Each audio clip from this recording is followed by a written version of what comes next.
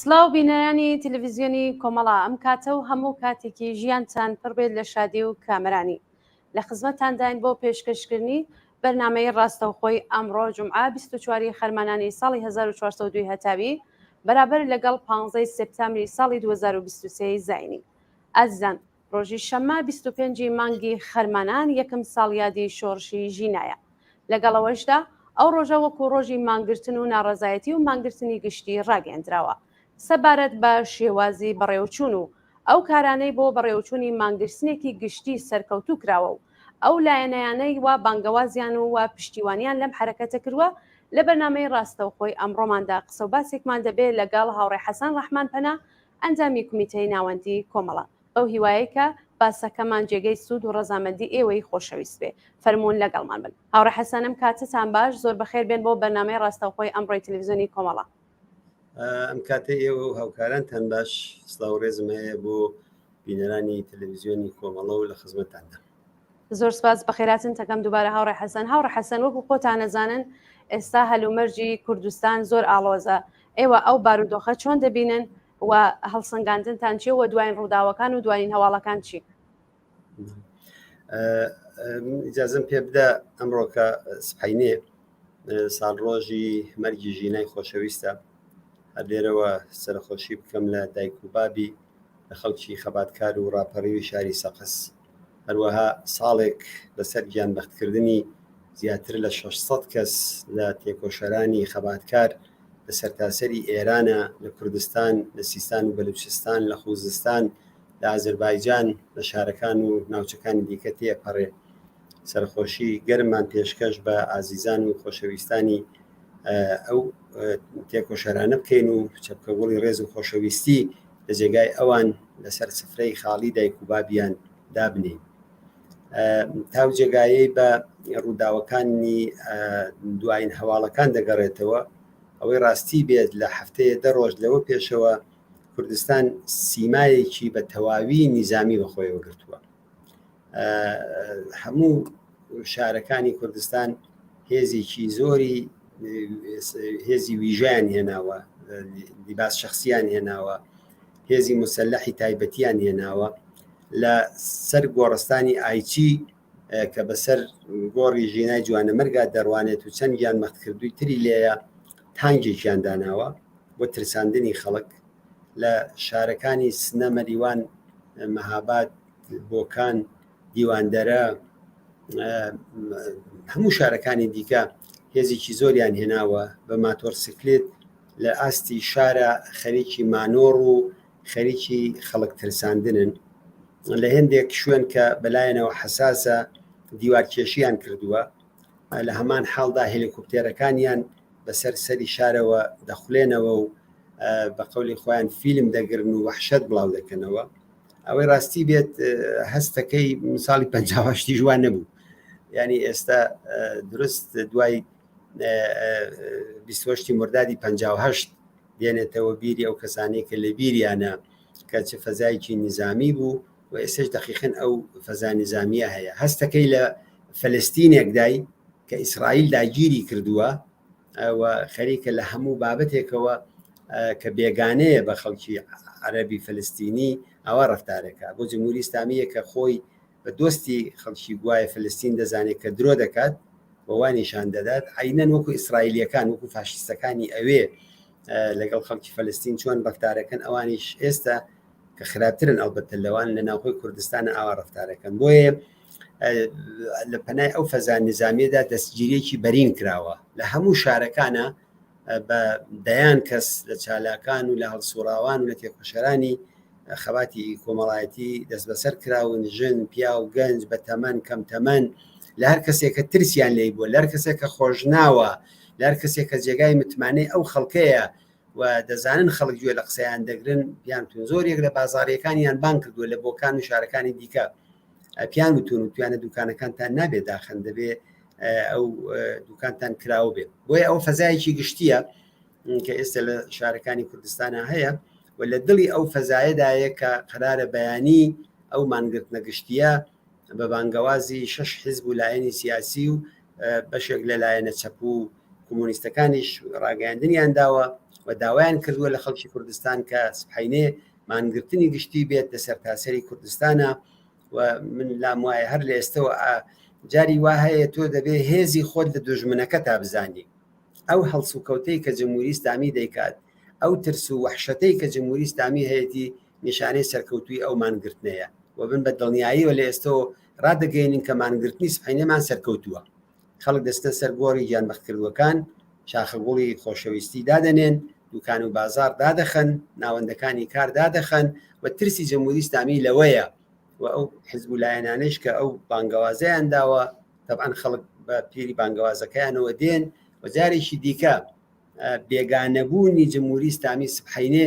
وەرەق لێ دەدرێت و جارێکی دیکە نیشان دەدرێت کە کوردستان بێگانەیە بە جمهوری ئیسلامی جمهوری ئیسلامی هێزێکی نامۆیە هێزێکی سەرکوتکەرە هێزێکی داگیرکەرە ئەو ڕەفتارەی کە لە تووری ئەم چەند ڕۆژەدا لە کوردستانە کراوە سیمای هەر هێزێکی داگیرکەر نیشان دەدات کە وەختی خۆی فەڕەنسیەکان لە ئەفریقا دەیکرد بریتانیەکان لە ڕۆژهەڵاتی ناوەڕاستیان کرد ئەمریکا دوای شەڕی دوومی جیهانی لە زۆر جێگا کردوێتی و ئەوە هێزێکی بێگانەیە و بنابەرئین لە دڵی ئەو وەزیەتەدایە کاتوانم بڵێم مانگرتنی سبحەینێ وەرەقێکی دیکە لاپەڕەیەکی زێڕینی کە بە خەباتی شۆڕەژێڕانەی خەڵکی کوردستان زیاد دەکات و سەربەرزیەکی دیکە دەخاتە ناو تاریخی سەربەرزانەی خەڵکی خەباتکاری کوردستانەوە. بەڵێ زۆر سپاس هاوڕێ حەسەن هەروەکو خۆشتان باستان کرد وتان لە شارەکانی کوردستان هێزێکی زۆر و فەزایەکی ئەمنیەتی و نظامی دروستکرا هۆکاری چییە کە ڕژیم ئاوا بەرەوپیری سەرڕۆژی شۆڕشی ژینە و گیانبەختکردنی ژینە ئاوا ئەم فەزایە دروست کردوە خۆتان بڕێکیتان باس کرد بەڵام ئەگەر بە وردبوونەوەیەکی زۆرتر بتانەوێ باسیکەن ئەو هۆکارانە چییە؟ ئەو هۆکارانە ئەوەیە کە سبحەینێ مەرگی ژینای جوانە مەرگە هاوکات لەگەڵ ئەوە یەکەم ساڵ ڕۆژی دەستپێکردنی شۆڕشی ژن ژیان ئازادیە کە ژینە سەرقافڵی گیانبەخت کردووەکانە لەو ڕۆژەوە خەباتێکی یەکگرتووانە و هەمەلایەنە لە کوردستانە جەرەقەکەی لێدرا چەخماخەکەی لێدرا بەڵام لە ماوەیەکی زۆر کەمە سەرتاسەری ئێرانی گرتەوە زیاتر لە 100 شار و چکە و ناوەندەکانی گرتەوە مانگرتنای گشتی دەستی پێکرد لە دەیان شاری ئێرانە خەڵک لە بەرابەر هێزە سەرکوتکەرەکانە ڕاوەستان و جوابی پەلامار و دەست درێژیەکانی ئەوانیاندایەوە فەزایەک دروست بوو کە لەو فەزایەدا تەوازنی هێز بە قازانجی خەڵک و دژ بە بەرەی دژی خەڵک گۆڕدرا لە لایەکی دیکەوە دروشمی ژن ژیان ئازادی کە زادگاکەی و لەدایک بوونەکەی لە کوردستان نبوو بوو بە ئێرانی لە هەموو ئێرانە ئەمڕۆکە دەیڵێنەوە تەنانەت خۆشیان ئشارەی پێەکەن و بە عنوانی ئەلبەتە نەک بۆ تەئیدی بکەن بە عنوانی شتێکە بیانەوێ نیشانی بدەن کە دژی ئاینە و دژی مەسەبە و دژی دابوونەریت و ڕێسا و یاساکانی کۆماری ئیسلامی ئەوەیە جیاواز لەوە لە ئاستی دنیادا بۆ یەکەم جار دروشمێک ئەتوانم بڵێم هەر 5 قارڕەکەی دنیای بەیەکەوە وەسڵ کرد لە ئەمریکا و تاکوونی ئەفریقا تا ئوروپا تا ئاسیا و ئوسترالیا لە هەموو جێگایەکە لەو شوێنانەی کە خەڵک دڵیان بۆ ئازادی لێدات ئەم دروشمە وترایەوە ئەو پارلەمانانەی کە ڕۆژانەی یاسای دژی ئینسانی لە دژی پەنابەر لە دژی کرێکار لە دژی ژن لە دژی ئازادی خوازی لە دژی بێمافکردنی ئینسانەکان تەسوی بەکەن وها هژمۆنی و قدرەتی ئەم شعارە و ئەم داواکاریە و ئەم خاستەکە لە ڕاستیدا خاستێکی چەپە خاستێکی ئازادی خوازانەیە یەکگرتووی دروست کرد کە ناچار بوون ئەوانش بیڵێنەوە بنابەرین ئەو اتحادەی کە دروست بوو ئەو سەر یەکگرتوویە کە دروست بوو جمهوری ئیسلامی وحشەتی لێ کرد و بە عنوانی ڕژیمێکی نامۆ بە دنیای ناسان وڵاتانی ئوروپایی بۆ ماوەیە کە سەردەرگوم بوون لە بینی انقلاب و دژی انقلابە کامیان هەڵبژێرن زوم دەوڵەتەکانیانە ئەم دەوڵەتانە نەهایەتەن کە لە ئەوڵەوە ترسیان لەوە بوو کە جمهوری ئیسلامی لە ماوەیەکی کورتا دەڕوخێت و بە قەولی خۆیان دیفاعیان لەو شۆڕەشاکر وردەوردە کە هاتنەوە بۆ لای جمهوری ئیسلامی و ڕاوابتەکانیان لەگەڵ عادی کردەوە ئێستش دیان حاڵی بووە کە نا جمهوری ئیسلامی ئەو ڕژیمە نییە ڕژیمێکی نامۆیە هەر ئەو ڕۆکە دەوڵەتی ئەمریکایە کە هەفتەیەک دە ڕۆژ لەوە پێشتر 6 میلیارد و نیو پارەی بۆ بۆ ترۆریزم لە ئێرانە ئازاد کرد ئەمڕۆکە 28 دانە ناوەند 3 دانە کاناڵی تەلەڤیزیۆن ناوەندی سپای پاسداران کەسایەتی ترۆریستی سەربەوانیان بە قەولی خۆیان خستە ناو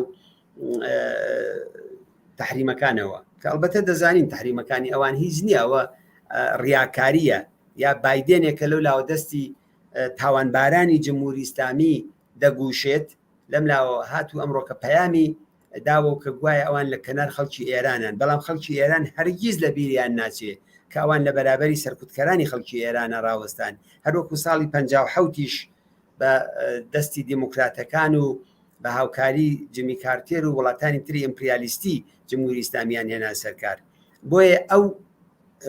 وەزعەتەی کە ئێستا هەیە لە ڕاستیدا تەئسیراتی ئەو حرەکەتی یەک ساڵەیە ئەو وەحشەتە ئەو ترسە و ئەوەش بڵێم کە ئەو ترسە تەنها لە کوردستان نییە ڕاستە جمهوری ئیسلامی هێزێکی زۆری بۆ کوردستان هێناوە لە شارەکانی دیکەەوە بە قەولی خۆی لەوانەیە ئەحساسی ئەمنیەت بکە بەڵام جنبشی ژیان ئازادی ئەوڕۆ سنوورەکانی کوردستانی بەزاندووە و تەنیا لە بە کوردستان خەتیز نەماوەتەوە و ئەو دەستکەوتانەشی بەدەستی هێناوە تەنها دەستکەوتای کوردستانی نییە دەستکەوتای ئێرانیە دەستکەوتای منتەقەیە دەستکەوتای جیهانیە هەر ئەوەشی کە جمهوری ئیسلامیشی هار کردووە لە ئاستی منتەقەکەیشدا ئەو هەڕەشە دەکات پەلامار دێنێ بۆ سەر باشووری کوردستان ڕەشە لە دەوڵەتانی تر دەکات بەشێکی لە وەحشەت لەو جنبشەدا دەوێت فەرافکەنی بکە دەوێت بیر و ڕای گشتی ئێران بێنێتە پشتەری خۆی کە گوایە ئێران تحتی هەڕەشەیە لە سوورەتێکە نا جمهوری ئیسلامی لەگەڵ ئێران جمهوری ئیسلامی لەگەڵ خەڵکی ئێران زۆر زۆر جیاوازە ڕژیمێکی نامۆیە وێ بە باوەڕی من ئەوانن ئەو وەزعەتەی کە لە یەک ساڵی ڕابردوودا بووە ئەو ترس و وەحشەتانەیە کە جمهوری ئیسلامی داگیر کردووە سەرتاپای لە وەحشەتدایە هەر بۆ یەکانێش ئەو هێزە زۆر و زەبەندەی هێناوەتە زادگای شۆڕشی ژیان ئازادی کە کوردستانە. بەڵای زۆر سپاس هاورە حەسەن هاورە حەسەنەوە باسی هۆکارەکانتان کرد بەڵام کۆماری ئیسلامی نیگەرانی هەیەکی هەیە کە ئاوا خەڵک بانگەشە کات و داوایان لێکا کە لە ڕۆژی مانگرتنە دوکانەکانیان ئاواڵە بێ ئەو نیگەرانیانەی کۆماری ئیسلامی چییە بەڕایەوە؟ ئەو نیگەرانیانەی کۆماری ئیسلامی ئەوەیە کە جارێکی دیکە ئەو خەبات و ناڕەزایەتی و ئینقلابە بڵێسە بسێنێ جارێکی کە شەقام بکەوێتە دەستی لاوەکان جارێکی دیکە ئەو فشارەی کە لە یەک ساڵی ڕابردووە هێنایی و ویستی نیشانی بدا کە گوایە حکوومەتی جمهوری ئیسلامی سوباتی هەیە سەقامگیرە و خەڵک تەمکینیان پێکردووە جارێکی دیکە ئەو فەزایە بڕوخێ و هەموو کەسێک متەوەزێ بێ کە جمهوری ئیسلامی لەسەر پۆلوی ئاورە جمهوری ئیسلامی نیگەرانە جارێکی دیکە ژنان فعالتر و جەسوورتر و لێبڕاوتر لە پێشوو بێنەوە مەیدانی خەباتی کۆمەڵایەتی حیجاب و پەچە و ئەوەی کە بەسەریانە داون بە زۆر ئەوانە فڕێ بدەن تووڕی بدەن و خیابان و مەیدانی شارەکان بێ بە مەیدانی سووتاندنی چادری ئیسلامی جمهوری ئیسلامی لە هەمووی ئەوانە نیگەرانە لەوەی کە خەباتی خەڵکی کوردستان و خەڵکی ئێران تێک هەڵپێکرێ و بزوتنەوەی سەرنگونی خواز بزوتنەوەی ڕووخێنەر هەرچی زیاتر پایەکانی ئیستبدادی جمهوری ئیسلامی بخاتە خەتەر نیگەرانە لەوەی کە ڕووداوەکانی کە سبحەینێ و دوو سبحەی و ڕۆژەکانی دوای دەنگدانەوەیان دەبێت دەنگدانەوەی جیهانیان ببێ و خەڵکی جیهان بە دەوڵەتە دووڕووەکانی خۆیان بە پارلمانتارە چاوچنۆکەکانیان بەوانە بڵێن ئێوە خراپتان کردچوونە پاڵ جمهوری ئیسلامی بە بایدێن و ئەمریکا و سیاسەتە پاوان خوازانەکان و درۆزنانەکەی بڵێن ئێوە پارەتان نرد بۆ ترۆریستەکانی جمهوری ئیسلامی ئێوە هاوکاریتان کردن ئێوە لە پشتی خەڵکی ئێران نەوەستان جمهوری ئیسلامی لەوانە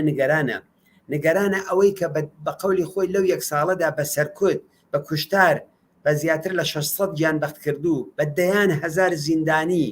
بە ئاوارەبوون بە هەزاران بریندار بە چاو لە دەستدان و دەسوپێ لە دەستدان و بە 1001 مشکل کە بۆ خەڵکیان دروست کردووە جمهوری ئیسلامی پاشەکشەی پێ بکرێ زیاتر و لە هەمووی ئەوانە نیگەرانە و نیگەرانی ئەو یەکگرتوویەیە و نیگەرانی ئەوەیە کە ئەم بزوتنەوەیە کە لە سبحەینێ و بەمانگرتنی کوردستان جارێکی دیکە بێتەوە سەر شەقام و دەزانێت کە ئەم بزوتنەوەی دەرس و ئەزمونونەکانی لە یەک ساڵی ڕابردوویش وەرگرتووە بە ئەزمونتر دێتەوە بە تەجربەتر دێتەوە و نیگەرانە کە کوردستان بە تەنیا نەبێت ئەم جارەکە خەڵکی ئێرانی پشتیوانی لێ بکەن ئەوە چەند ڕۆژی دیکە 5 ڕۆژ 6 ڕۆژیکە دانیشگاکان دەکرێنەوە نیگەرانە لەوەی کە دەرەقەت جێرە و کێشەی ناو ئەو کۆمەڵگایە مشکلاتی ئابووری ئەو خەڵکە نایێت کە زەحمەت کێشێک فەقیرێک لەکوێ بوو 670 هزار تمەن بدات بە کیلۆیە گۆشت و بیکرێت. نیگەرانی ئەو وەزعەتەیە و نیگەرانی بێعتباربوونی هەرچی نیگەرانی ریزشی هێزەکانی سەرکوتکەری خۆیەتی لە سپا و بەسیج و مزدورەکانی دیکەی و نیگەرانە لەوەی کە هەرچی زیاتر ریزش لەناو ئەوانەدا ببێت و جمهوری ئیسلامی بڵقی سەر ئەو ئیدعاانەی کە دەیکات و ئەو پەلهاویشتانەی کە بۆ دەوروبەر دەیهاویژێ و ئەو هەڕەشە و گوڕەشانە دەیکا ئەوەی کە ترسی مەرگە خاتە سەر جمهوری ئیسلامی نە هاوسێ و درەوسەکانی و تەنانەت ئەمریکا و ئیسرائیل بەڵکو بزوتنەوەی خەباتکارانەی ژیان ئازادیە کە لە ناخی خۆیەوە بزوتنەوەیکی ڕادیکاڵە، بزوتنەوەیکی چەپە، بزوتنەوەیکی ئازادی خوازانەیە، بزوتنەوەیکی سکۆلارە، بزوتنەوەیکی غەیرە ئاینیە. جمهوری ئیسلامی لە هەمووی ئەمانە نیگەرانە و هەر بەو دەلیلەیشەیە کە ئاوا کوردستانی تەنیوە لە هەر شوێنێکە بەکرێگیراوێکی داناوە لە هەر فاصلەیەکی کەمە ئەوڕۆکە لەگەڵ زۆر کەس تەماس و قسەمان بووە کە دەیانکو لە هەر شوێنێکەوە دەچی پاسدار و دوربینیان داناوە، بەڵام خەڵک هیچ ترسێکیان لەوانە نییە. ئەوەی کە دەڕۆژ لەوە پێشدایان کرد ئەمڕۆکەش دێکە هەن تەنیاستنە هەموو شارەکانی دیکەش بۆی لە هەمووی ئەوانە نیگەرانەوە ئەو نیگەرانیانەیشی واقعیە هەر بۆیە کانش ئەو پەلە قاژیانەی دەست پێ کردووە کە بتوانێت بە تایبەت بەری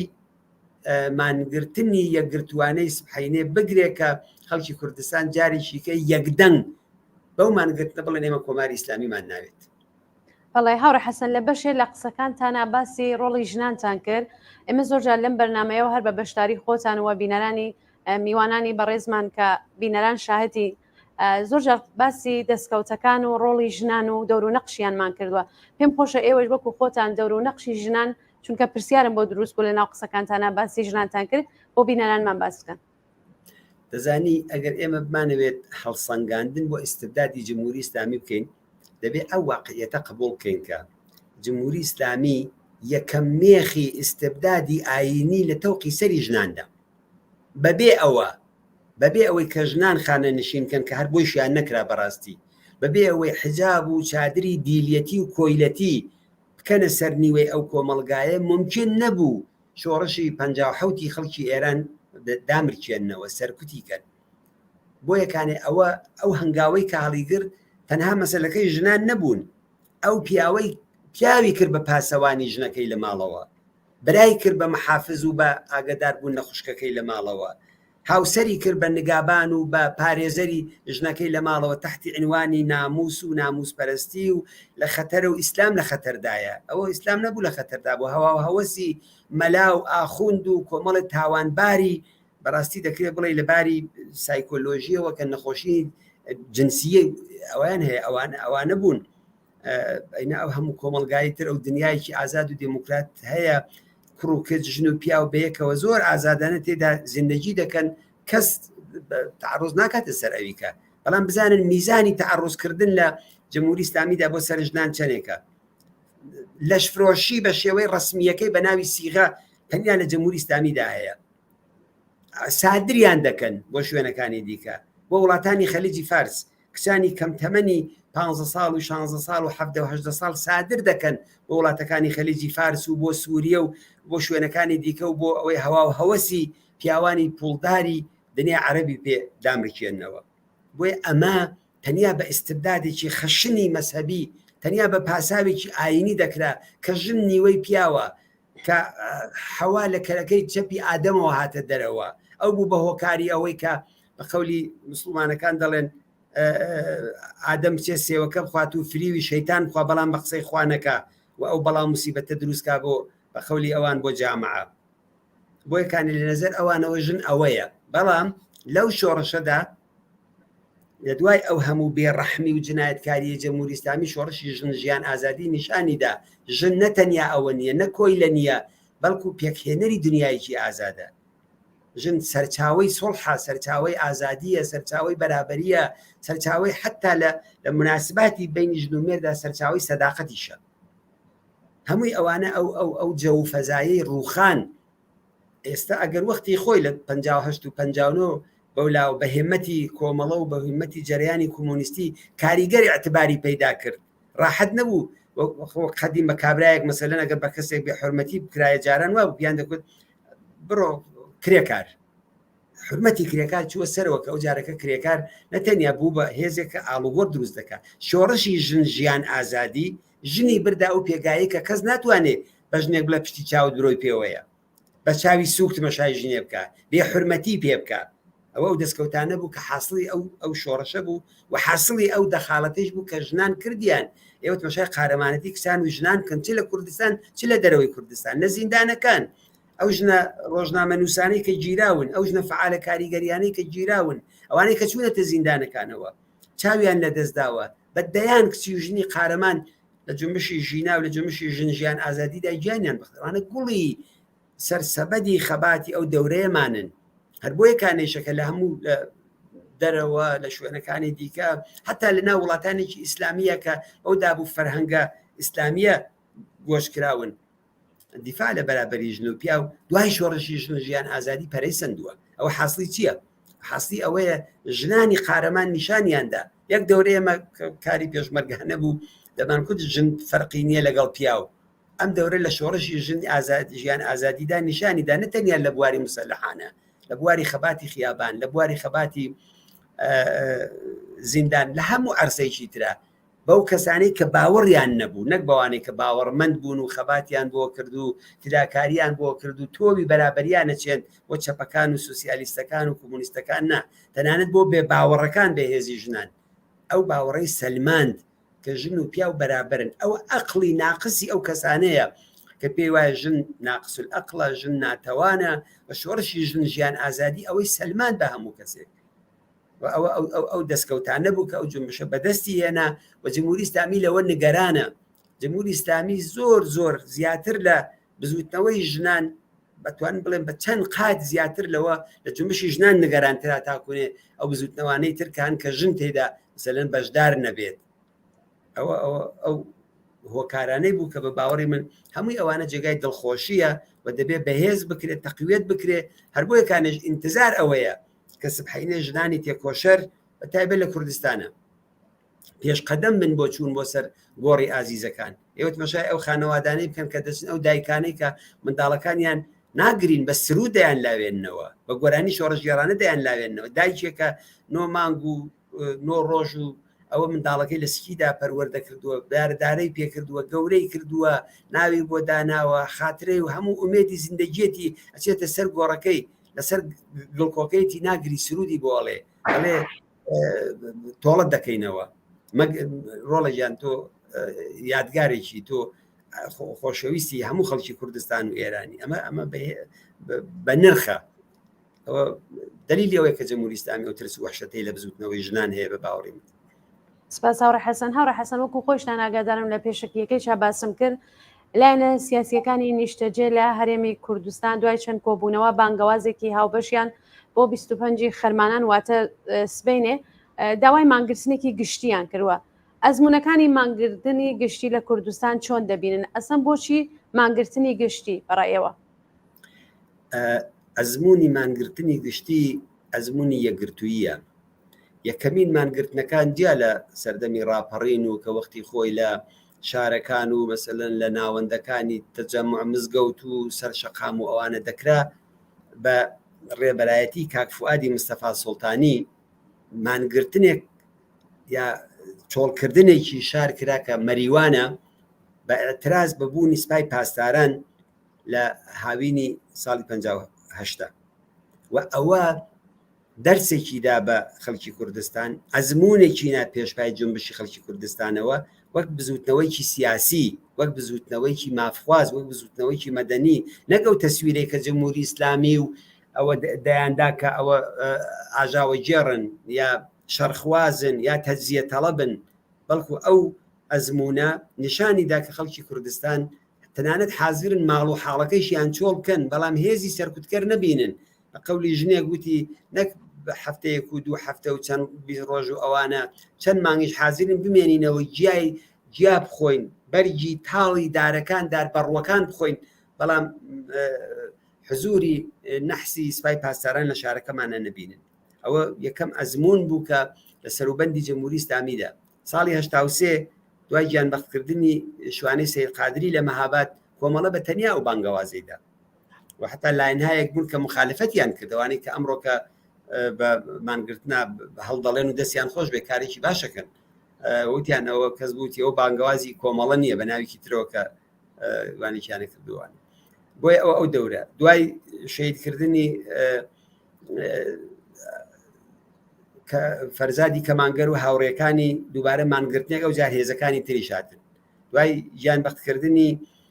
ڕامین حسێن پەنایی و هاوڕێکانی و بردومانی مقڕەکانی حیزبی دموکرات مانگرتنێکی تر کرا بە دوای ئەوەدا لە ساڵی ڕابردووە چەندین دەوری دیکە مانگرتن کرا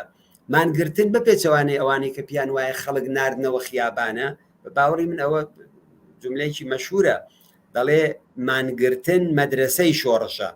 مەدرسەیەکە کە وانەی لێ فێرەبی دەرسی لێ فێرەبی ئەزمموی لێ فێرەبی بیر دەکەینەوە لە مانگرتنەکان ئێمە شارمان چۆڵ کرسپای پاسدارانمان ناردە شوێنەکانی خۆیان دوایی بەهێزێکەوە هاتن و حملیان کرد و کوردستانیان گرشتێکی دیکەیە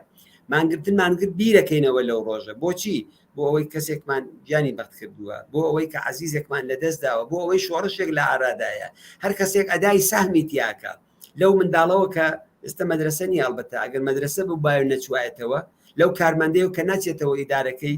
لەو بازاڕیەوە کە ناچێتەوە دوکانەکەی لەو کرێکارەیەوە کە ناچێتەوە سەرکارەکەی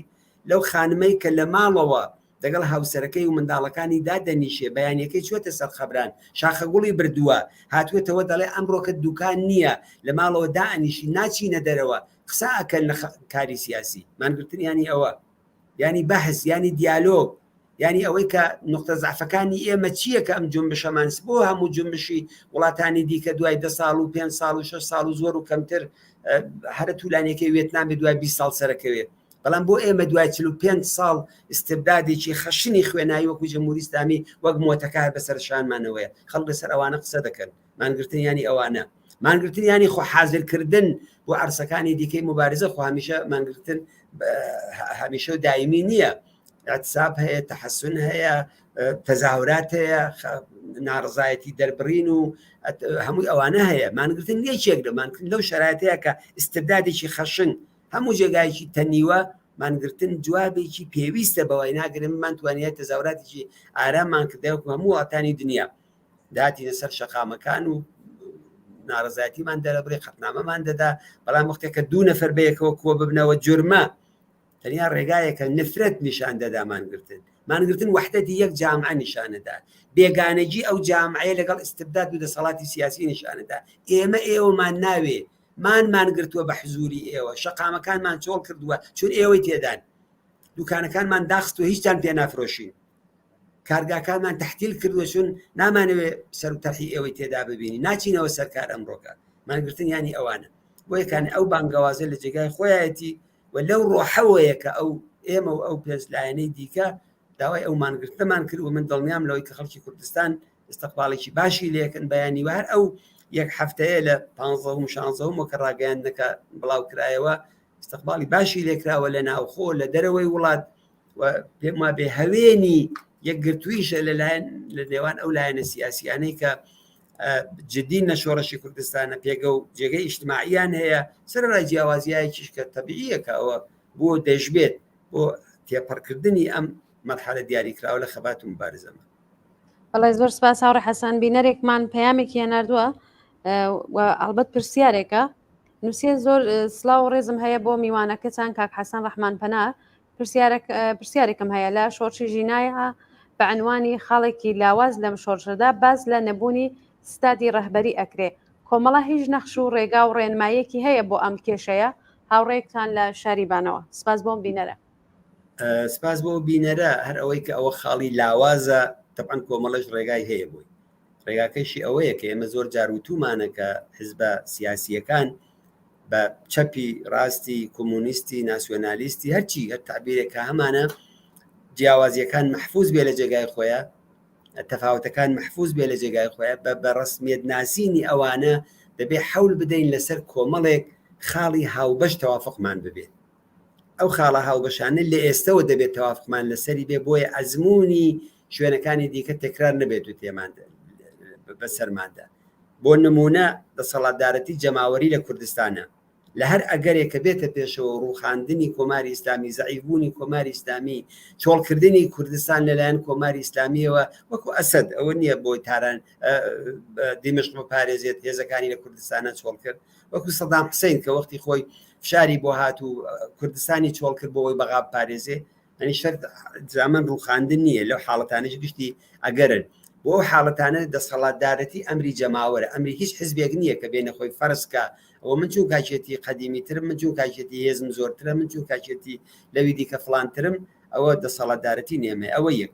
دووهەم ئێمە وتومانە ئەحزابی سیاسی دەبێت جیاوازیەکان بە ڕسمیت بناسن بە جیاوازیەکانیانەوە واردی هەر دەرسەدێک لە هاوکاری بن چونە ئێمە لەگەڵ بڕێک حیزب ئەسڵەن هاوکاریمان بۆ نەکرێ بەڵام بلاخەرە حیزبێک کەس حینێ کە ئەوەت بە ڕسمیت ناسی معناکەشی ئەوەی اختلافاتی سیاسی بە دیالۆگ چارەسەرەکرێ نهایەتەن ڕێی خەڵکە دەیبڕێتەوەی کە لە دنیایکی متەمەدن دەکردرێتتر ئەحزاب کێشمەکێشەکەن 2 ساڵ 3 ساڵ 4 ساڵ دەسەڵاتی پێەیە کە ئێمە هیوادارین وانە بێت ئەزمموی دەسەڵاتێکی شورایی لە کوردستانە ببێکار ماوەیەکی کورد دەسەڵاتداران بگۆڕدرێن حاکمیەتی جەماوەری بێتە ئاراوەوە ئەو نەوع دەسەڵاتە کە پایەکەی خۆی فەساد دێنێ ئەوە نەبێ لە کوردستانە لە دڵی ئەو وەزیەتەدایەکە لە کێشە و کێشمەکێشی سیاسیدا بەجێی دیالۆگ بەجێ زمان نابێت دەست برێ بۆ چەک زۆرێک لە حزاب لە کوردستان خەڵکی کوردستان مسلحە وەگەڕێ سەرجەمهوری ئیسلامی بیانوو دەگرێت بەو دی و سنوورەکان کە وایە هێزە سیاسیەکان ئەوە چەکیان پێ و بە چەک تەعاڕۆزەکەنەوەوانە خەڵکی کوردستان ئێستش کەم ماڵ هەیە کە چەکی تێدا نەبێت نەکەر ئەم دەورەی جەمهوری ئیسلامی لە 57 وایە لە 46 ئەو هەموو چەک و چۆڵەلی چووە هاتخۆ ئەزمونێکی تری نەبوو لە جنبشایە کە ئستبداد حاکمە وایە بۆیە دەستنەبردن بۆ چەکە هاوکاری نەکردن لەگەڵ دەوڵەتانی داگیرکەر و لەگەڵ دەوڵەتانێکی دژی مەسلحەتی خەڵکی کوردستانە سەلەم بۆ نمونە هەر ئەوەی ئەوەی لە کوردستانی عێراق دەیبینی ئەزمونێکی تاڵە لە خاڵەتی تورکیە و ئێران ئەم وەزیەتی دروست کردووە و ئەمە بە زەرەری خەڵکی کوردستانە بە زەرەری تەنانە خودی حیزبەکانیشە لەسەرەوە ئەوان دەخاڵەتەکەن لە ئوموراتی داخلی ئەم خەڵکەیە و ئەم حیزبانە و ئەم کۆمەڵگایەدا ئەوانە بە ڕسمیت ناسینی ئازادی بیر و باوەڕ بە ڕسمیت ناسینی ئازادی ژن بە عنوانی پایەیەکی ئەسڵی ئەو شۆڕەشە ئەو مافی دیاریکردنی چارەنووسی خەڵکی کوردستان خۆی بڕیار بدا لەسەری قەیناکە حیزبێک باوەڕی بە فدرالیزمە حیزبێک بە خودمختاری حیزبێک بە مافی دیاریکردنی چارەنووس ئەگەر تاحەکەی ئێمە ڕێینەهێناوە مافی چارەنووس چ دەکەین سبحەینێ لە کوردستانە چەکەڵەگرین ئەگەر حیزبێکی دیکە فدرالیزمەکەی دەنگینەهێناوە چ دەکە بۆی ئەوانە ئەو هۆکارانن دەوانن لەسەر ئەوانە ئێمە بە تەوافق نەگەیشتوین لەسەر ئەوانە ئەحزابی سیاسی تا ئێستا نهاتون بڵن بەڵێ ئێمە پابەندین بەو ئەوانە ئوسولن ئەوە شەرتی کەس نییە شەرتی ئێمە نییە شەرتی جامعەیەکی دموکراتیکە جامعەیەکی ئازادی خوازە جامعەیەکە کە حەولەدا بۆ بەرابەری حەولەدا بۆ نەهێشتنی نەعەداڵەتی حەولەدا بۆی ژن و پیا و بەرابەر بێتێدا دەیناکرێت حیزبێک بڵێ لە بەرنامەکەمان من ئاتەرەفداری بەرابەریم من لە بەرنامەکەمان نووسی من باوەڕم بە سوسیالیزم و سوسیالیزمی دموکراتیک و ئەویتر بڵێ بابە من هەر ئاینیش نەماوم و فڵان بەڵام کە هات لەباری کردەوەییەوە زۆرێکی دیکە ڕەفتار بکە ئەوانە ئەو مەوانەعانن متحدەکانمان چێن ئەخر وەختێ لایەنێک دەچێت لە جۆرجتاون بەشداری دەکات و یەکێ لە هۆکارەکانی شکستی جنبشی ژن ژیان ئازادی جەرەیانی فاشیستی ئێرانی لە دەرەوە بوون کە دیمان چیان دەکرد ئەمانە خەڵکی ئێران کشانەوە وتیان جاگەر بە بار جەمهوری ئیسلامی بە باشترە تاکوونێ کوڕی شاو بنەماڵی پالەی و فاشیستەکانی تاکوونە دوێنە کە لە دەسەڵاتان نەبوون وەختێک کە ساوا کێشکەنجەگەرەکانیان هێنا خەریک و ڕوونماییان لەوان دەکرد وەختێکە پەیامیان دەنات بۆ خەڵکی ئێران کە سپای پاسداران کوڕی ئەو خەڵکن بە هەموو جنایەتەکانیەوە و ئەمڕۆ کە کەس پەیدا بێ بڵێ ئەوانە سەرمایەی سیاسی خەڵکی ئێرانن دێ معلومە هاوکاری لەگەڵ ئەو نەوع فکریەت و عەقلیەتەیە کارێکی ئاسان نییە نایەتە پێشەوە بنابەرین هۆکاری ئەوەیە گەر هاوکاری نەکرێ ئەو واقعیەتانێ و حەق وا هەیە خەڵکی کوردستان ئەوانە بزانێ حەق وا هەیە لەسەر ئەوانە قەزاوت بکە ئێمە دەڵێن کۆمەلگای کوردستان سیاسیە حیزبیە ینی حزب بە سیاسەتەکەی و بناسێ حزب هەر بەوەنە ناوی حزبێکی ئەوە کۆمەڵەیە ئەوە دموکراتە ئەوە پژاکە ئەوە پاکە ئەوە کێ بەوە نا بە سیاسەتەکەی و بیناسە چەندێک خزمەتی بۆ کۆمەلگا کردووە چەندێک دەیەوێت بەیانی ئەو کۆمەلگا لە تند پیشە تاریخیەکانیدا ڕزگار بکە ڕزگار تەکاتیە بەرەو هەڵدێرت دەبا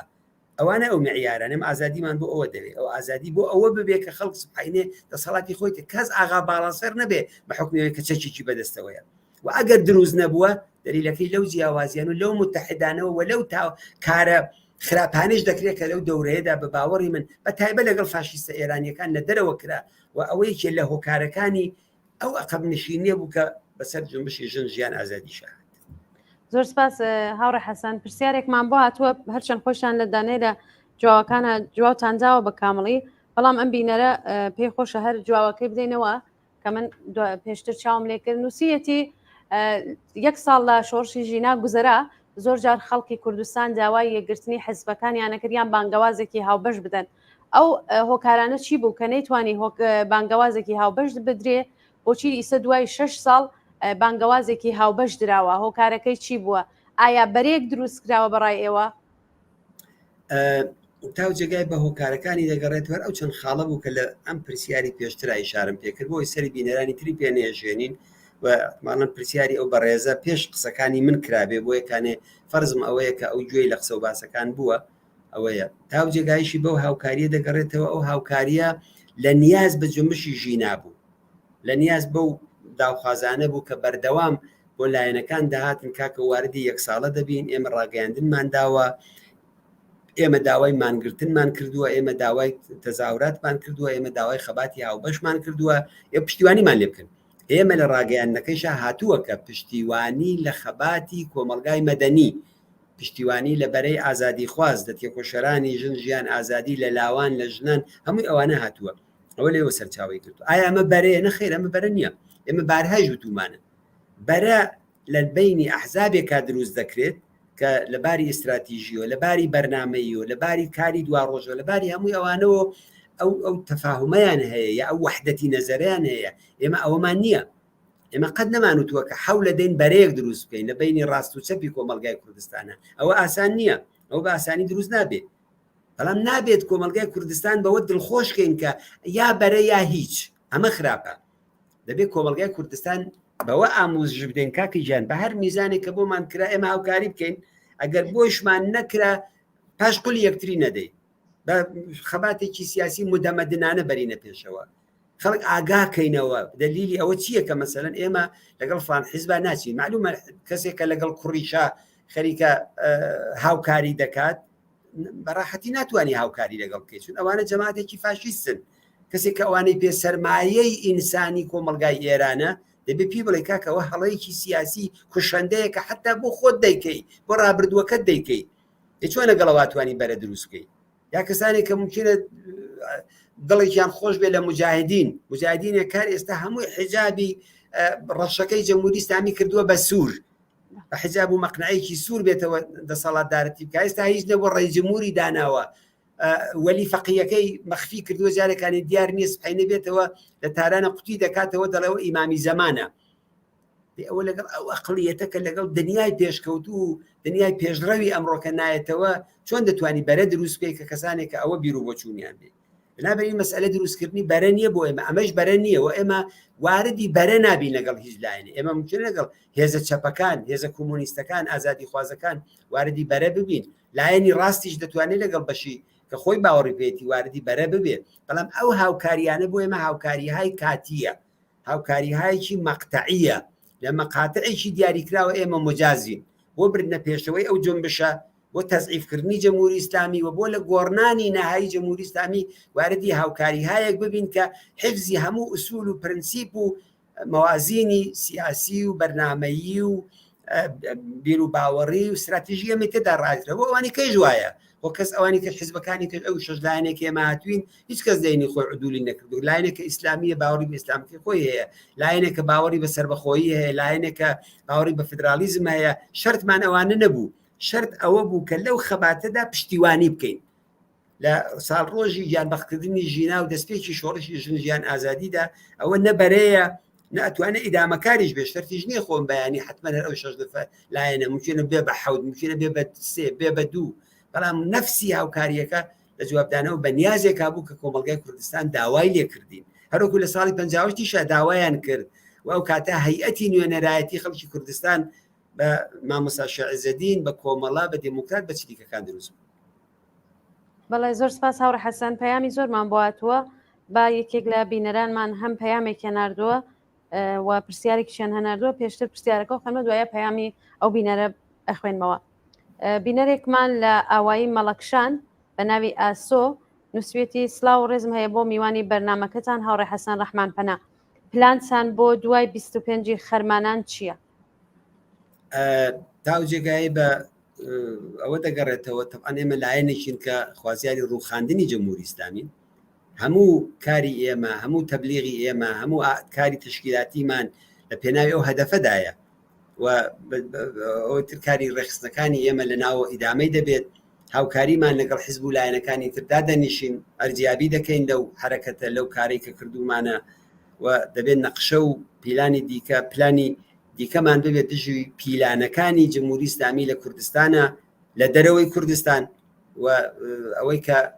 پلانی ئەسڵی ئێمە یەکگرتووی خەڵکی کوردستانە هاوکاری خەڵکی کوردستانە زیندوو ڕاگرتن و زیندومانەوەی جنبشی ژن ژیان ئازادیە بە کەم تەلەفاترین ئەرکێکە کارێکە بکە ئەو جنبشە ڕابگرین و ئیدامەی بدەین هاوکاریکردن لەگەڵ هێزە چەپ و سوسیالیست و ئازادی خوازەکانە هاوکاریکردن لەگەڵ کۆمەلگای ئێران لەگەڵ کرێکاران لەگەڵ سوسیالیستەکان لەگەڵ ژنان لەگەڵ دانیشگاکان کە 5 ڕۆژ 6 ڕۆژی تر دەکرێنەوە سەرۆی ملیێنێک چەند ملیێن دانیشتوو دەستنەوە دانیشگاکان هاوکاریکردن لەگەڵ ئەوانە لەگەڵ بەرەی ئازادی خواز و ئەوەی بۆ لە گۆڕنانی جمهوری ئیسلامی بۆی ئەوانە هەمووی پلانە هەمووی بەرنامەیە داواکاریشمان ئەوەیە کە لە خەڵکی کوردستان کە ئەگەر کە بەیانی لەومانگرتنەدا بەشداری دەکەن خۆیان حازرکەن بۆ کۆناغەکانی داهاتووی ئەو خەبات و مبارزەیە کە لە پێشپاماندایەوە دڵنیام مانکایەکی گرنگ لە بەرابەر ئێمە حزبە سیاسیەکانی دیکە لە بەرابەر کۆمەڵە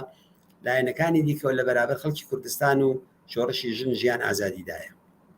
زۆر سپاس هاوڕێ حەسەن بام بینەرێکمان پەیامێکی ناردوو هەر بۆ ئاگاداری ئێمە هەناردوێتی نووسێ سلااوان لێبێ لە شاری ڕوانسەرەوە ناوی شار ملیتاریزە بووە لە 2 ڕۆژی ڕابردووە ناوی شاریان بە کامێرای چاودێری پڕکردووە بە هیوای سەرکەوتن سلاویش بۆ ئێوە و کاک حەسەن زۆر سپاس بۆم بینەرە خۆشەویستە بۆ پەیامەکەی بینەرێکیشمان بە ناوی شۆڕش لە مەهابادەوە نووسەتی سلااو ڕێز ئەوڕۆ کوردستان بە هۆکاری ئەحزابی پێشکەوتوو لەسەرەوەی هەمویان وەکو کۆمەڵە بووە جێی هومید و هیوای ئازادی خوازان جێی خۆیەتی دەستخۆشی لە کۆمەڵی خۆشەویست بکەین کە هەمیشە سەروبەنی قسەی جەماوەر و شۆڕشی جەماوەر و هاتنە مەیدانی خەڵکە بۆ ساحەی سیاسی پێم وایە کەمتر قۆناغێکە کە ئاوا خەڵک بە ڕۆحیە یەکگرتووی بەدەم بانگەوازەوە دژی ڕژیم دەڕۆن داوا دەکەم لە خەڵکی کوردستان پارێزەری لە شۆڕشەکە بکەن کە خۆمان هەڵمان گیرسانوە ئەمڕۆ چاوی تەواوی خەڵکی ئێران لە کوردستانە شانازی بە خۆمان بکەین کە ئاڵا هەڵگری خەباتی پێشکەوتوین زۆر سپاس بۆ شۆڕشی خۆشەویست لە مەهاباتەوە بینەرێکی ئازیزی ترمان پەیامێکی ناردووە دواتر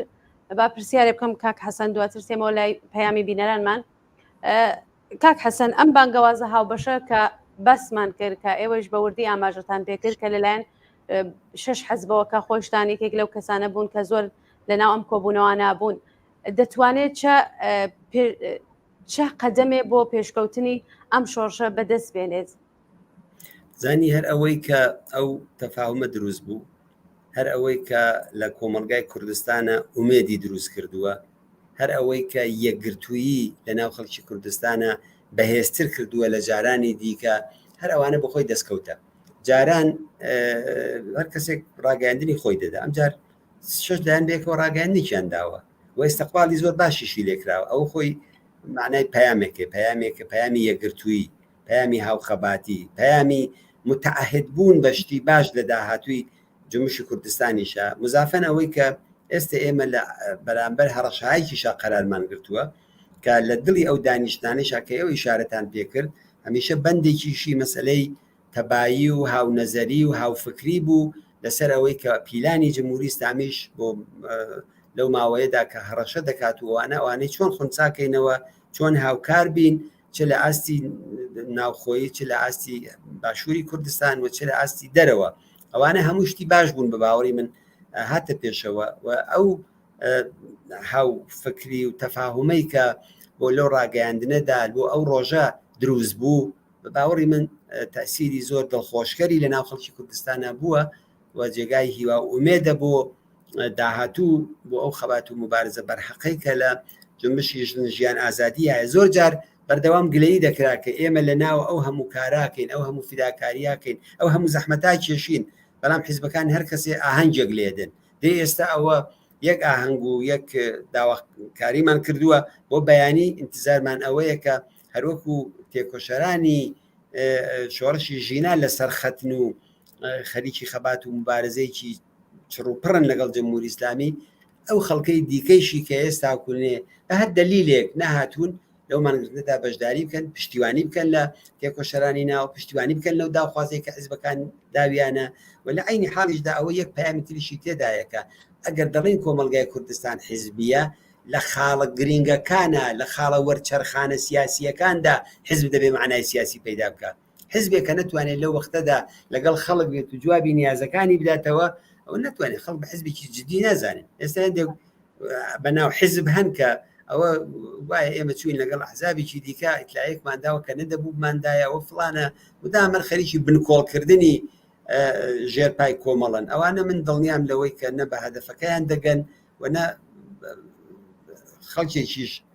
تەئیدی ئەوە دەکات لە